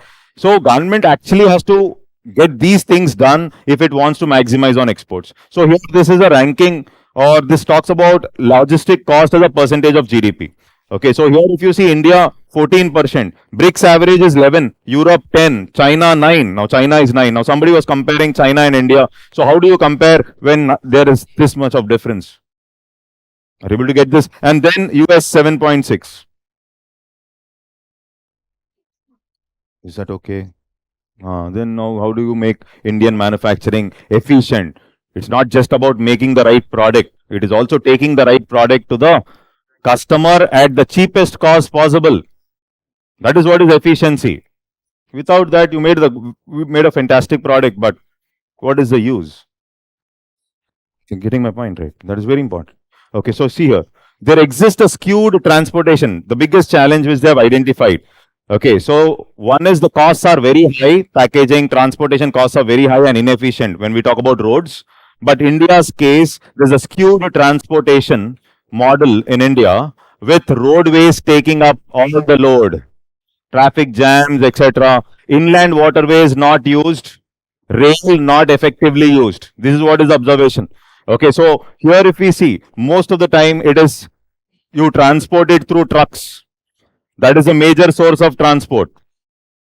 Truck drivers, no. Very efficient drivers. Okay, now here skewed transportation model, skewed. So here if you observe global ratio, this is a very important point in the mains, obviously in prelims also. So you say here India's case, just observe why India too much of overloading of road transport here, 60% through road, 35 rail, and this is completely underutilized. Completely underutilized. Is that clear? Okay. So if you see global average, road 25%, okay, and rail 60, and this is also 15. See the difference. Huge difference here. And how can you maximize on your cost? How can you become efficient? Is this clear? Okay. So therefore, economic survey says there should be an adequate focus and railways on waterways which are underutilized. So when I'm writing about efficiency in infrastructure, efficiency with respect to logistics, so government should put in efforts with respect to which and which. That is a point which I'll write in the exam, obviously. Okay, so and if I remember the data, I've also mentioned unlike the global average, 60% with respect to India, and global average is hardly 25% of the total. Logistics is dependent on road. So making things more inefficient in India. Is this clear? Yes. So let's move forward. Now, in the economic survey, there is also this index. This can be mentioned in the prelims, if at all a statement comes up in the prelims. Now, this is Logistic Performance Index. Okay, Logistic World Bank basically. Okay, so Logistic Performance Index. Now, India has kept a target by 2030. At least we will reach the top 25. Top 25. Okay, so 2014. Okay, somewhere around the rank is 54. Okay, and our target is by 2030, India wants to reach in the top 25. And 2022 data not available. 18 it is 44. Okay, so this is about the logistics index. The target of lowering the logistic cost to 8% by 2030, and the endeavor to be among the top 25 in terms of this index LPI rank by 2030 is to be achieved via comprehensive logistic action plan. Now, if you want to achieve this, you want to come within 25 and your logistic cost has to reduce to 8% of GDP. So government was talking about a comprehensive logistic action plan. Clap should be made efficient if you want to make our logistics cost, reduce logistic cost to 8% of GDP. Is that okay? Yes. Now this to reduce logistic cost, this is there in the material also and is there in the economic survey. So here there is National Rail Plan, Sagarmala, okay, Bharatmala, Udan. Okay, so you have Indian Customs Electronic Data Interchange Gateway, digital infrastructure. Along with physical infrastructure, digital infrastructure also becomes important. Is that clear? Okay. Now, there is one more in leads. Okay, so logistic ease across different states. Logistic ease across different states. Now, this is also similar. This is based on the World Bank's Logistic Performance Index. So, India wants to come below within 25 ranks, isn't it? By which year? 2030. That is about the Logistics Performance Index. That is about the Logistics Performance Index. I hope it is clear. Okay. Now, this is about the logistic ease across different states. Now, here this is based on World Bank's Logistic Performance Index. And this is released by, now there can be a prelims question here. This is released by Department of Promotion of Industries and Internal Trade. The same department which is related to India Invest Grid. India Invest Grid. Is that clear? Okay, so released by Ministry of Commerce, Department for Promotion of Industries and Internal Trade. And it has ranked states based on few characteristics. What are the three entities based on which it has ranked states? So one is infrastructure, services, and operating and regulatory environment. Now this also you have to remember.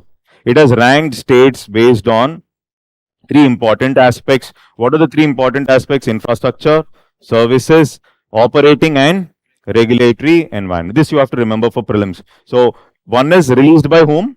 Okay, and it is based on LPI, which is issued by World Bank. Okay, and it takes into consideration operating and regulatory environment, services, and infrastructure. And the ranking is ranking of states are divided into different entities. One is the landlocked states, northeastern, UTs, and coastal states. Okay, is that clear? This you need not worry about, but these things are important for prelims. Okay, so the rankings are given. This is a straight from economic survey, pasted from economic survey. Now you can see based on those states which have got more than 90% score, and they were termed as achievers, good scores. Okay, so here UP, Tamil Nadu, okay, Uttarakhand, Telangana, Punjab, and all. Okay, and here these are termed as fast movers who have got a score of 80 to 90% with respect to those three indicators. Okay, so 80 to 90, Kerala, Sikkim, etc. And then scores less than 80, see the positivity. Okay, so that is about optimism. Okay, so optimism of government policy. Definitely, yes, see here, aspirers, Goa, Bihar, Chhattisgarh, Mizoram, Arunachal, Ladakh. Is that clear? Okay, so three categorizations, but what is important is this aspect leads by Ministry of Commerce, Infrastructure Services, Operating and Regulatory Environment. Is that okay?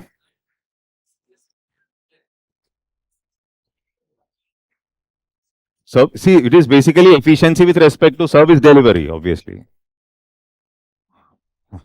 Service delivery. How is it in that particular state? So, one is in, suppose you are talking about doing business index rankings of different states.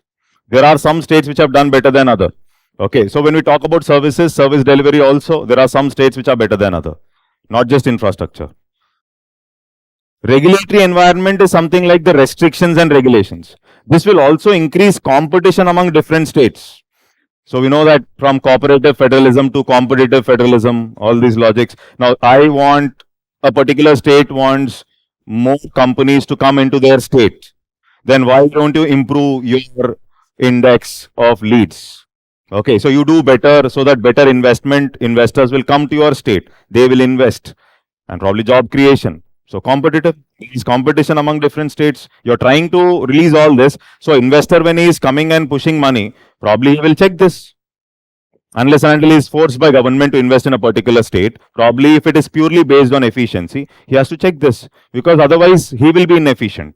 As simple as that. That is the logic.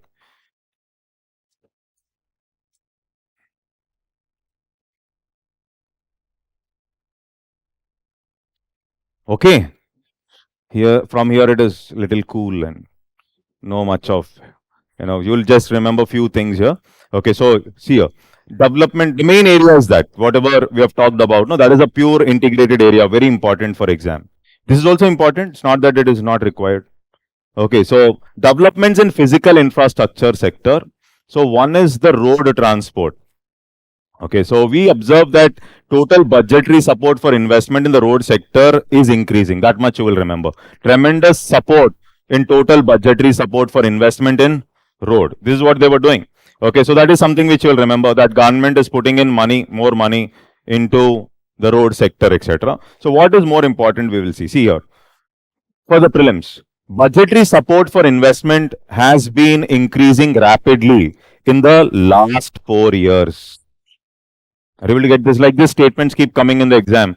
Okay, so you may not think like, oh, there is COVID, so government may not be spending much. Okay, so here it shows that no, it is. Budgetary support stood at 1.4 lakh crore. Okay, so during financial year 23, and National Highway Authority of India came up with investment trust in financial year 2022 to attract foreign and domestic institutional investors to invest in road sector. Okay, so this raised more than 10,200 crores up to December. 10,200 crores up to December. Okay, so these investment trusts are innovative thought. It is an innovative thought in terms of, so earlier also, if for infrastructure,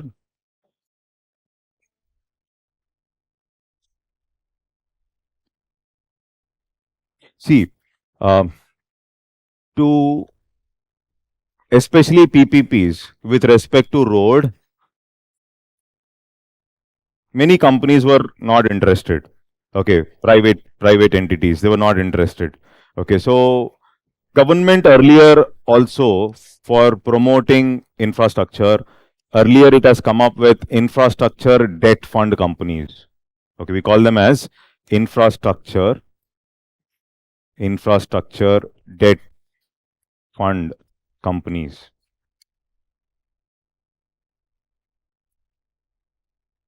Infrastructure debt fund companies. Okay, so companies like LIC, Bank of Baroda, okay, they come up with setting up another entity.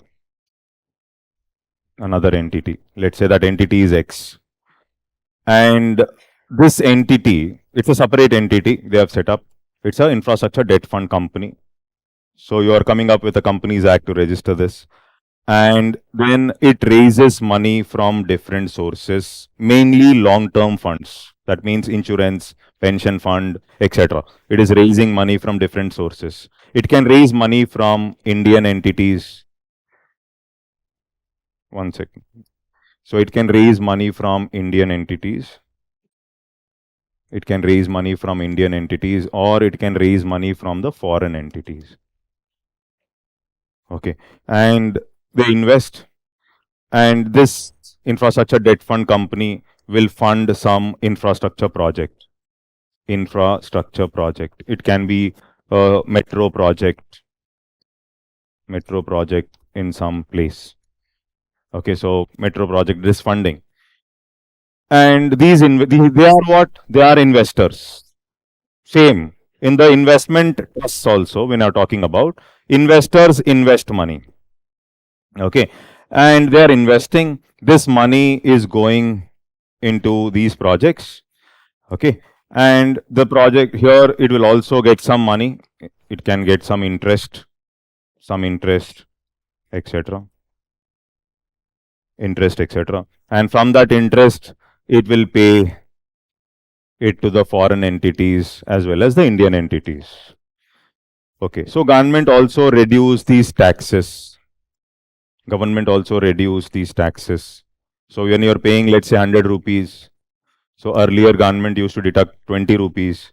Now government decided to deduct only 5 rupees and give 95 rupees. So government also reduced some taxes, which are also called as the withholding tax, etc. So like this, many measures have been taken.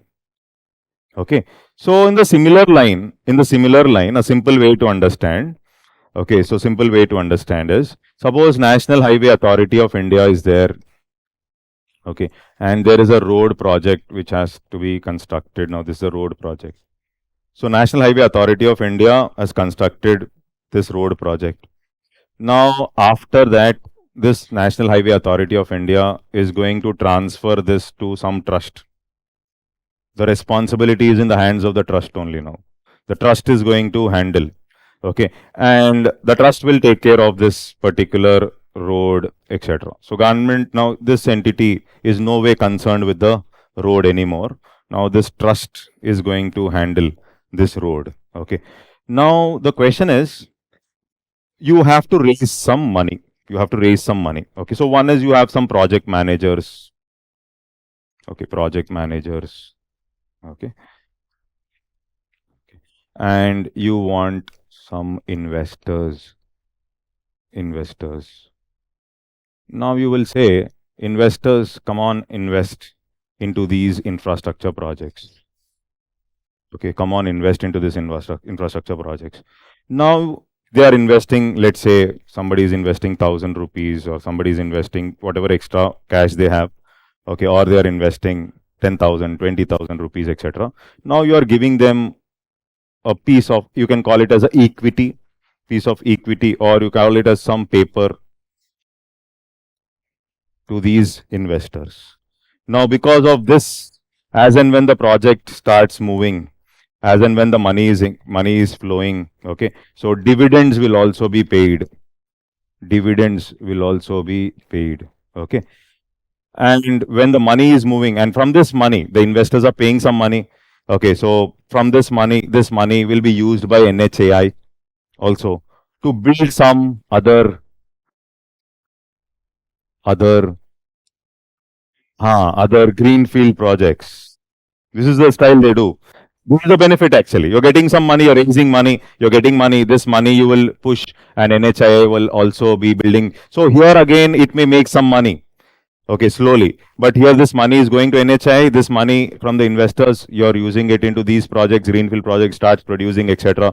And they are given some stake. Now, this trust is going to handle all this. This trust is going to handle all this. So, NHI is concerned with that money being invested into new greenfield projects. This road, NHI will not handle anymore. This road will be handled by this trust. So, this is how a basic method, okay, of investment trusts, these entities. This is how they operate. In simple way to understand how it operates. Now, what is the observation here is this entity has raised more than 10,200 crores up to December. So that means this money can again be used for building a new infrastructure project. So this is a good way to raise money, especially for the road projects, because road projects only the private players generally are not interested. Road wide toll risk is there, so therefore they feel there is some problem. People may not use the road. People may not use the road. If it is, I'm talking about national highways. Sometimes during COVID, obviously they would have spent money. Capital cost would have been used huge, and but there is no money flowing because people are sitting at home. Now lockdown situation. Imagine the private entity which would have taken loan from banks, raised money from somewhere, invested into the road, thinking it will make profit, and all the money is gone. NPAs of banks are increasing. Nobody is using the road. You are sitting and crying, asking the government to do something. Government will say, I can't do anything because already fiscal burden is high on me because I have to take care of public health, vaccination, etc. So please wait. The private player, what he should do? He should sit and wait. That's all. This is the challenge, no? So why will somebody come up and sign bigger projects? So that is the reason you have such innovations. Earlier infrastructure debt funds, or now these. Okay. Trust is an entity. Word trust. Don't expect benefit.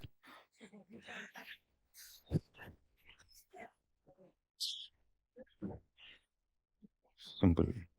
Understood? Yes. Don't expect. You are given a duty to do. Just do it. Nishkama karma. Just do it.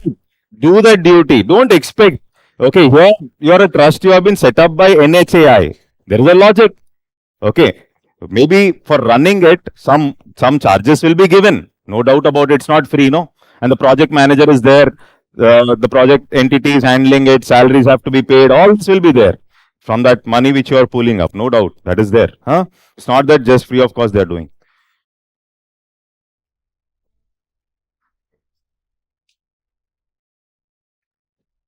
You won't break. Okay.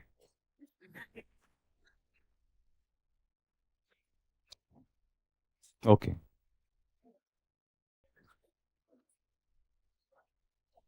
Okay. Settle down. Settle down.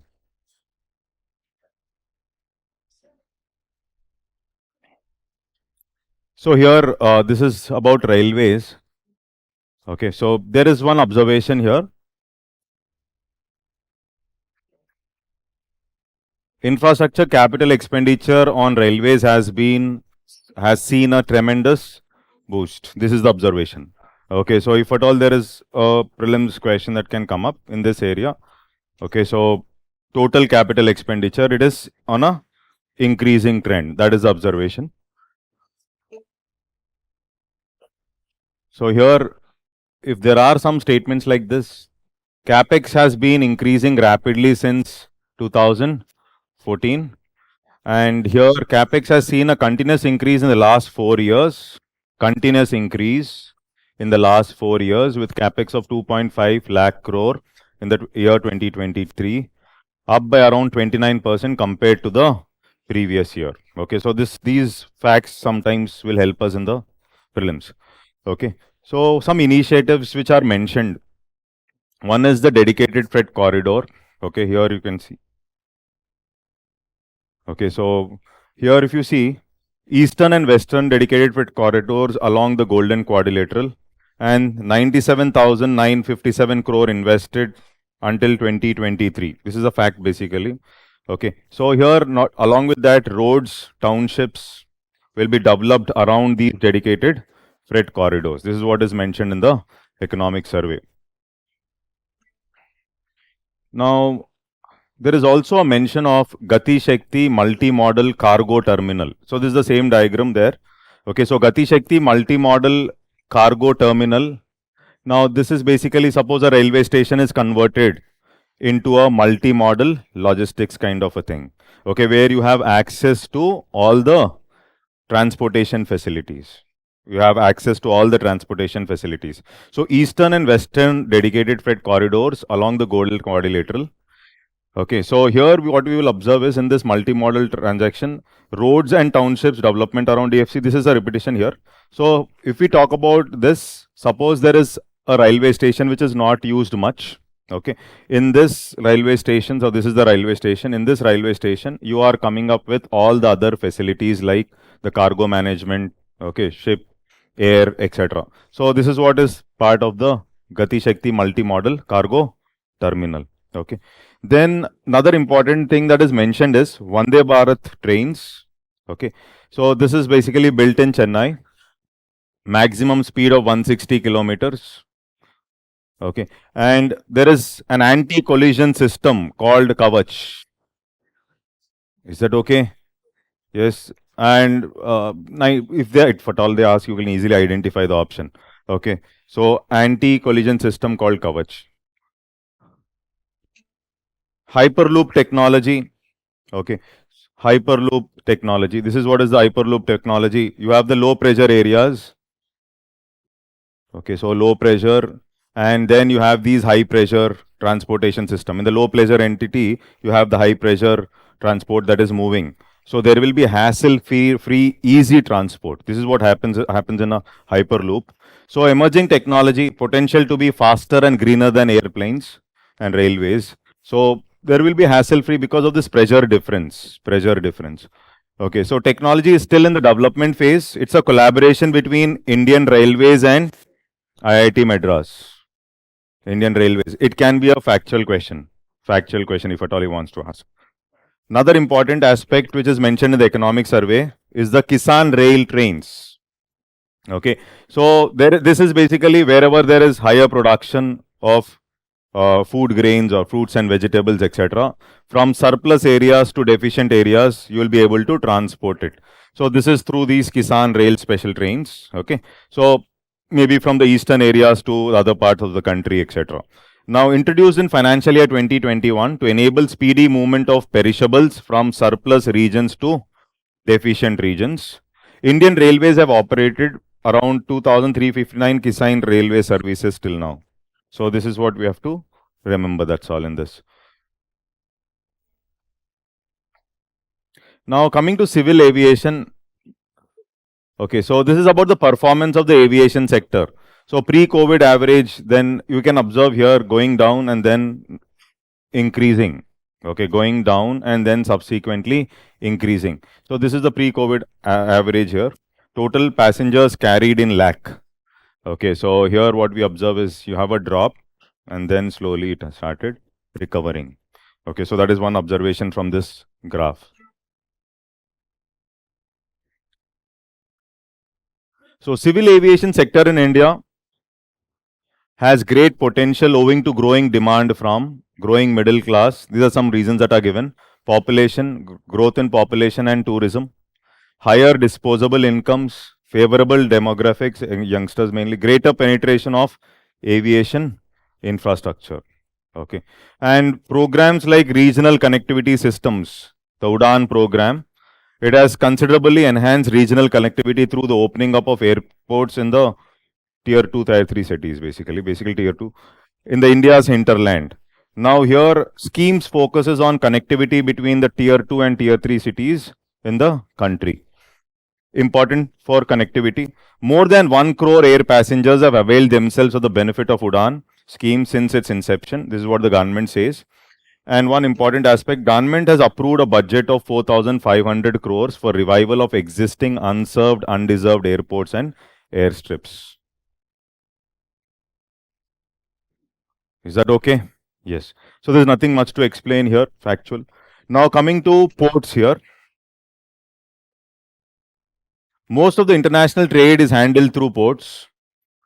90% of the international trade cargo by volume and 79.9% by value. Now, capacity of major ports has increased from 871 million tons per annum to 1,539 March 2022. Okay, so here it is given in the economic survey. Ports capacity. One is the RFID technology has been implemented at all major ports to enable seamless movement of traffic across the port gates. Okay, and we have the port community system has digitized processes such as electronic invoice. This is all we can see it as part of the digital infrastructure. Okay, so an electronic delivery order, etc. Some facts to remember. So we have understood that road is used, rail and inland waterways. So waterways also there is a challenge. So here total navigable length of waterways around 14,850.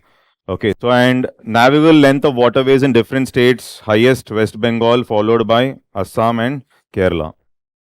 Okay, highest is West Bengal followed by Assam and Kerala. This is one fact to be remembered from this graph.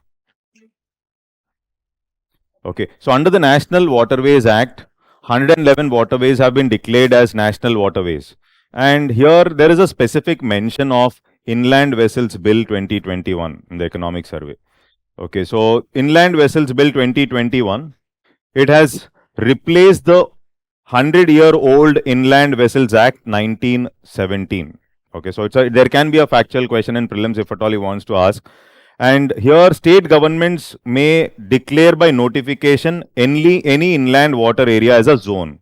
So if the state is going to declare by notification any inland waterway as a zone, that means state permission is required. State's permission is required. Okay. So here any mechanically propelled vessel would have to obtain a certificate for operation. Okay. So you are talking about declaring by notification and in any inland water area as a particular zone. Once you declare that, state's permission becomes important.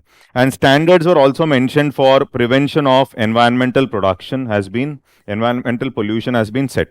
So environmental pollution to be reduced, states may declare by notification any inland water area as a zone where specific permission is required.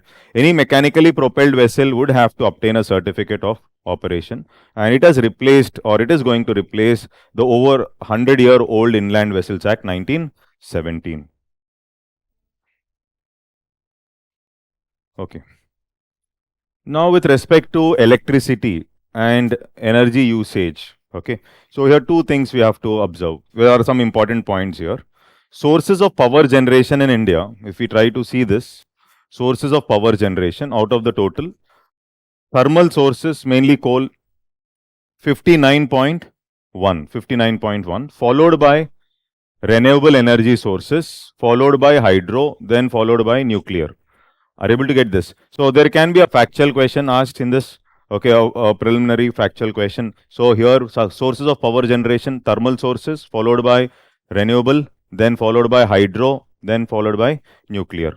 Okay, so and this is about the growth basically. All India installed capacity growth, if we see, All India installed capacity growth, if we observe here, renewable growth, installed capacity growth is around how much? 16.2%, 16.2. That means India, there is a good sign that India is focusing more on renewable energy. It's a good sign that India is focusing. So installed capacity, if you see the growth if I have to compare with respect to the installed capacity, here 16.2 is in the renewable, and when it comes to hydro and thermal, it is very less. It's a good sign. And overall sources of power generation out of the total, thermal sources maximum, followed by renewable, followed by hydro, then followed by other like nuclear and all.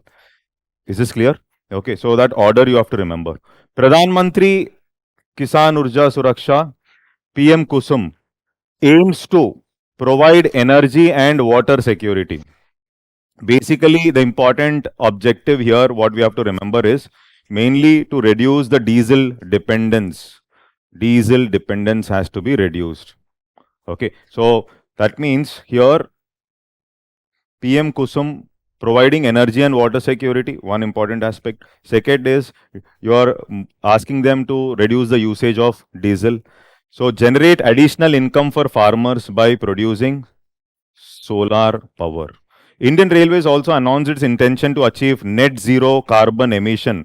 So since it is also related to something like energy, etc., I put it here. Net zero carbon emission by 2030. Okay, so this fact also you'll remember. Indian Railways has announced its intention to achieve net zero carbon emission by 2030. Is that clear? Okay, so here PM Kusum de-dieselize. That means you are basically reducing the diesel dependence, providing energy and water security, additional income for farmers. Now, this is all about the physical infrastructure, and the economic surveys focus on different areas related to infrastructure, road, rail, port, airways, etc. Now comes up the developments in the digital infrastructure. Okay, so here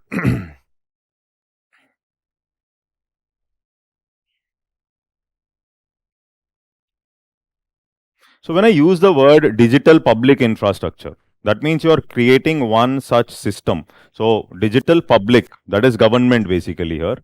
Public here is government. You are coming up with one system where there will be access, where you can make payments. Okay, there should be verification of data, delivery of services, identification of customers, health services in the digital space. You are creating a network. Who is creating that network? Government is creating that network. Government is creating that infrastructure, digital infrastructure, where all the aspects in the society related to digital aspects, everything is covered under a single platform. Everything has to be covered in the single platform, which is called as digital public infrastructure. Digital public infrastructure. I'll come to this.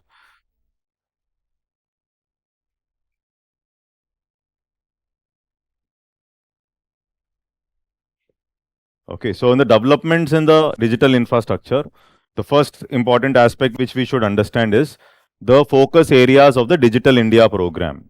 Focus areas of the Digital India program 2015-16, government was very much focused on these aspects. Okay, so first one is what? Availability of high-speed internet for delivery of services. So government claims that there was digital infrastructure penetration even in the rural areas efficiently, including telecommunications, etc. This was one of the important aspects which has helped the rural people during COVID pandemic. This is what economic survey clearly mentions. During COVID pandemic, due to penetration of digital infrastructure into the rural areas, it was very much beneficial for the rural areas. Okay, unique digital identity.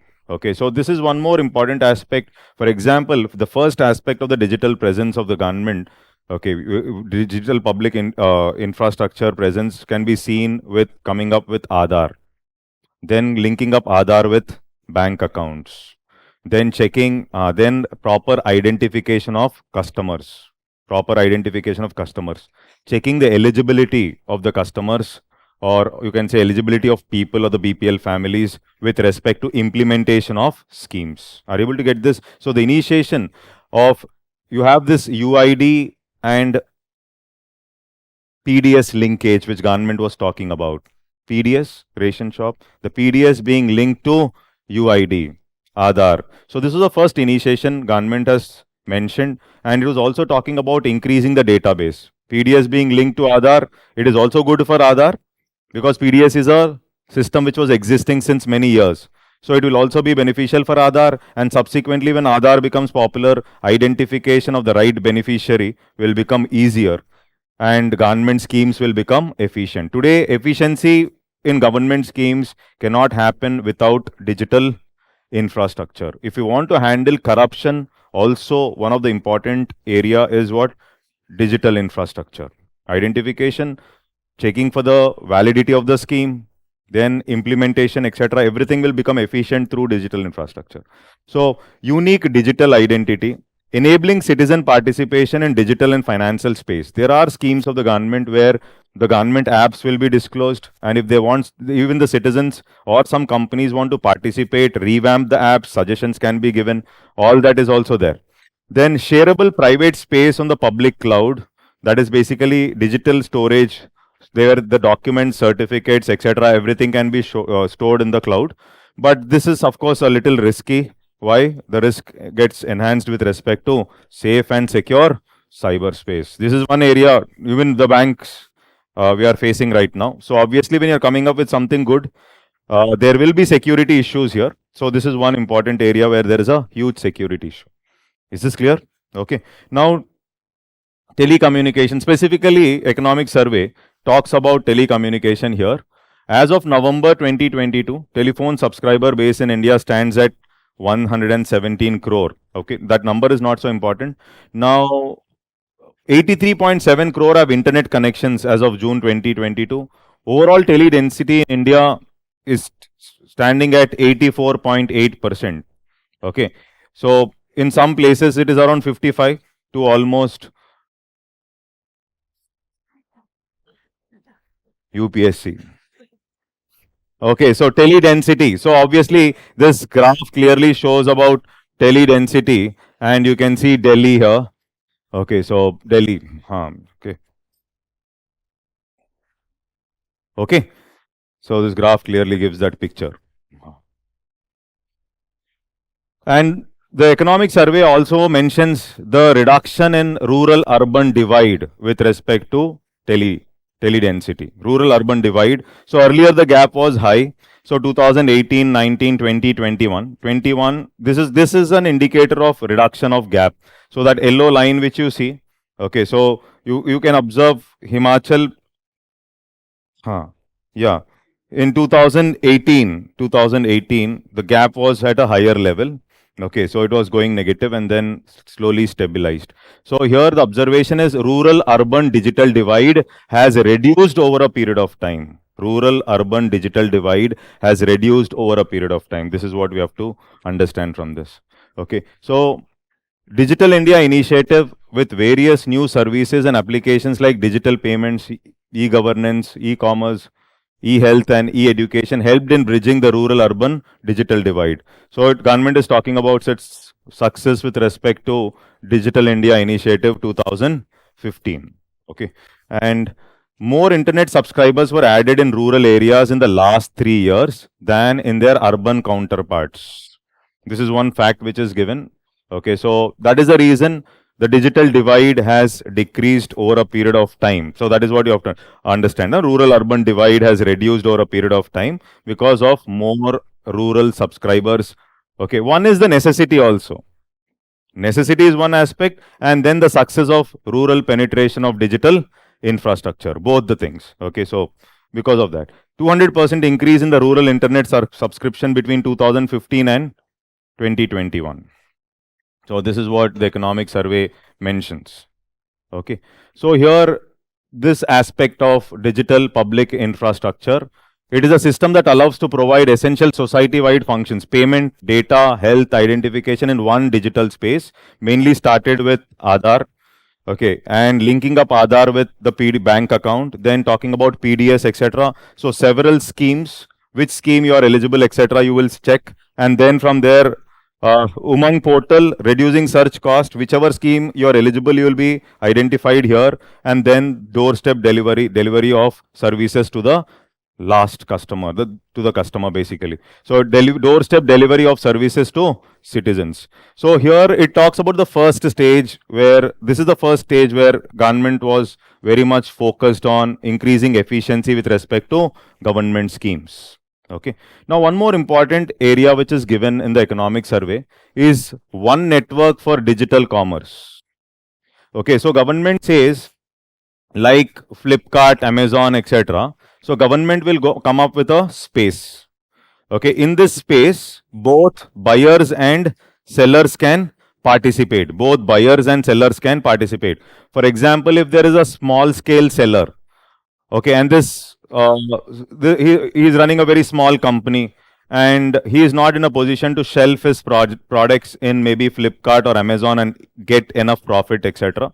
Then government is creating an interface, okay, or a space where the small buyers, small sellers, as well as buyers can integrate and participate. This is what is open network for digital commerce. Open network for digital commerce. So can they compete? You may ask, can they compete? Here it's not about competition. Can they compete with Amazon? We are not interested in competition. We want to create a space where even a smaller player will be able to participate. That is why government, it is digital public infrastructure.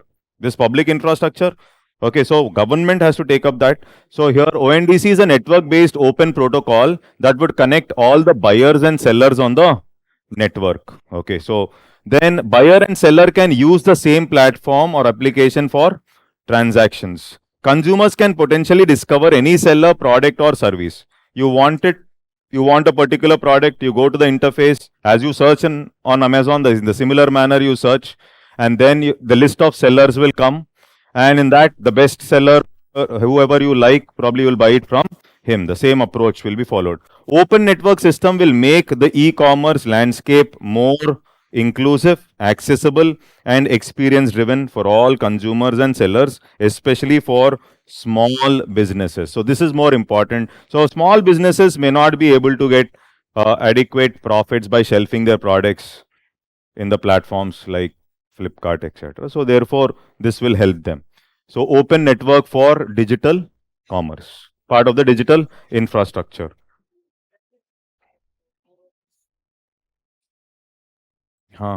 Yes, yes, similar. Government run. Yes, similar. So when I talk about digital infrastructure, you should also be knowing that e-way bills is also part of digital infrastructure.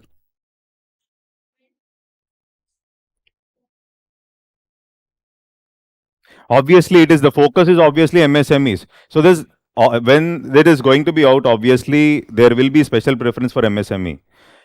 Whoever wants to participate can participate in that system. Yes, yes.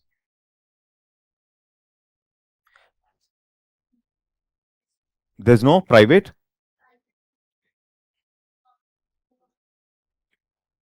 No, no. Anybody can participate. Anybody can participate. That the infrastructure is created by government. Okay. So here, unified payment interface. So economic survey clearly talks about UPI transactions over the calendar year increasing in value as well as volume. Okay. So this is what the survey says. And here you can see Empower and knits multiple bank accounts into a single mobile application. You know that already 4 years back this question was asked about UPI. Okay, and mobile wallet, etc. So UPI transactions grew in value 121% and volume 115% between 2019 to 2022. That is what you'll remember. The graph says that volume and value, it has increased. Okay, so graph is very clear increase. Okay, and for international adoption, paving the way for international adoption, everything is made easy here. Initiatives taken in the field of digital infrastructure. This is given at the end. Okay, and a few things you will try to read. Okay, so for example, UPI is there, account aggregator. Okay, account aggregator, it is a global techno-legal framework that enables individuals to share their financial data quickly and securely with their consent with any regulated third-party financial institution. Okay, you have a bank account in SBI, you want to take a loan from Karor Vaishya Bank. Okay, so automatically the transferred. Okay, automatically the data will be shared so that much of hassle will not be there. Okay, so you can take loan from that particular bank also. Is that clear? So that is what is account aggregator, etc. UPI, you know, open credit enablement network. It will transform lending and borrowing sector. It will ensure that small borrowers are able to avail themselves of the best terms under the which credit is available. Just go through them once. Okay, so not so difficult, but once you have to just go through the OpenForge. It promotes use of open source software and sharing and reuse of e-governance related source code. Just go through them once. So both physical and digital infrastructure are improved over time due to government initiative. This is the understanding from the topic. You have seen tele-density to UPI. Okay, along with the rail and port and all that, digital infrastructure development is also there. Okay, so public-private partnerships, national infrastructure pipeline are some of the important initiatives for physical infrastructure. In that, you should be clearly knowing the differences of NIP, monetization, and etc. Internet connection and tele-density has improved. Internet connections, rural-urban divide with respect to digital aspect also has reduced. Okay. Okay. This is from our material only. Budget you have to read. Okay.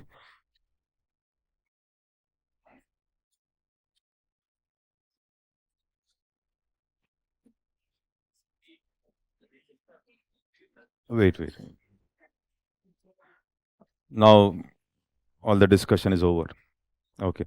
So now we'll go to the question and don't give random answers. Use some logic and get to the right answer.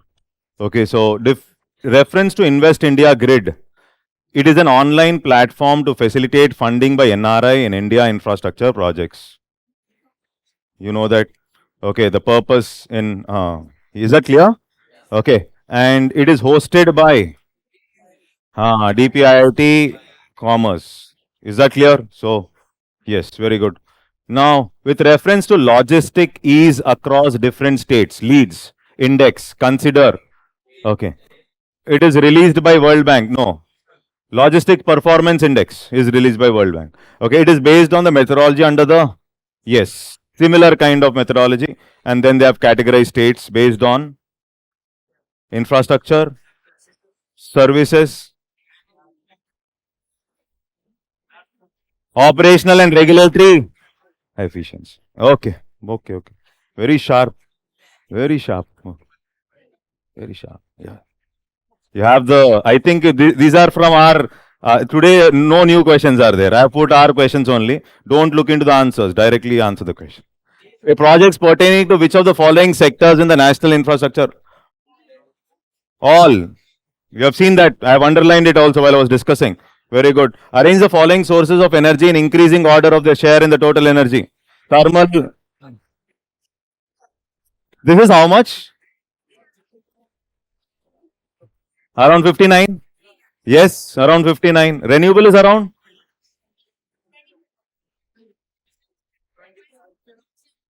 27. Okay. Okay, enough. India has the largest railway network in the world. No. Only 20% of the international trade cargo by volume is handled through ports.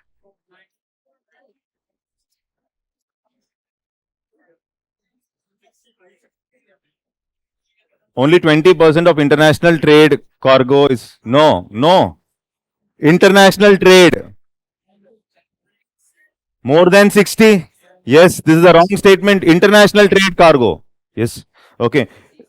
With respect to initiative in railways. Okay. Indian Railways has announced its intention to achieve net zero emission. I said remember. Okay. Indian Railways has collaborated with IIT Madras to develop. Okay. Vande Bharat Express.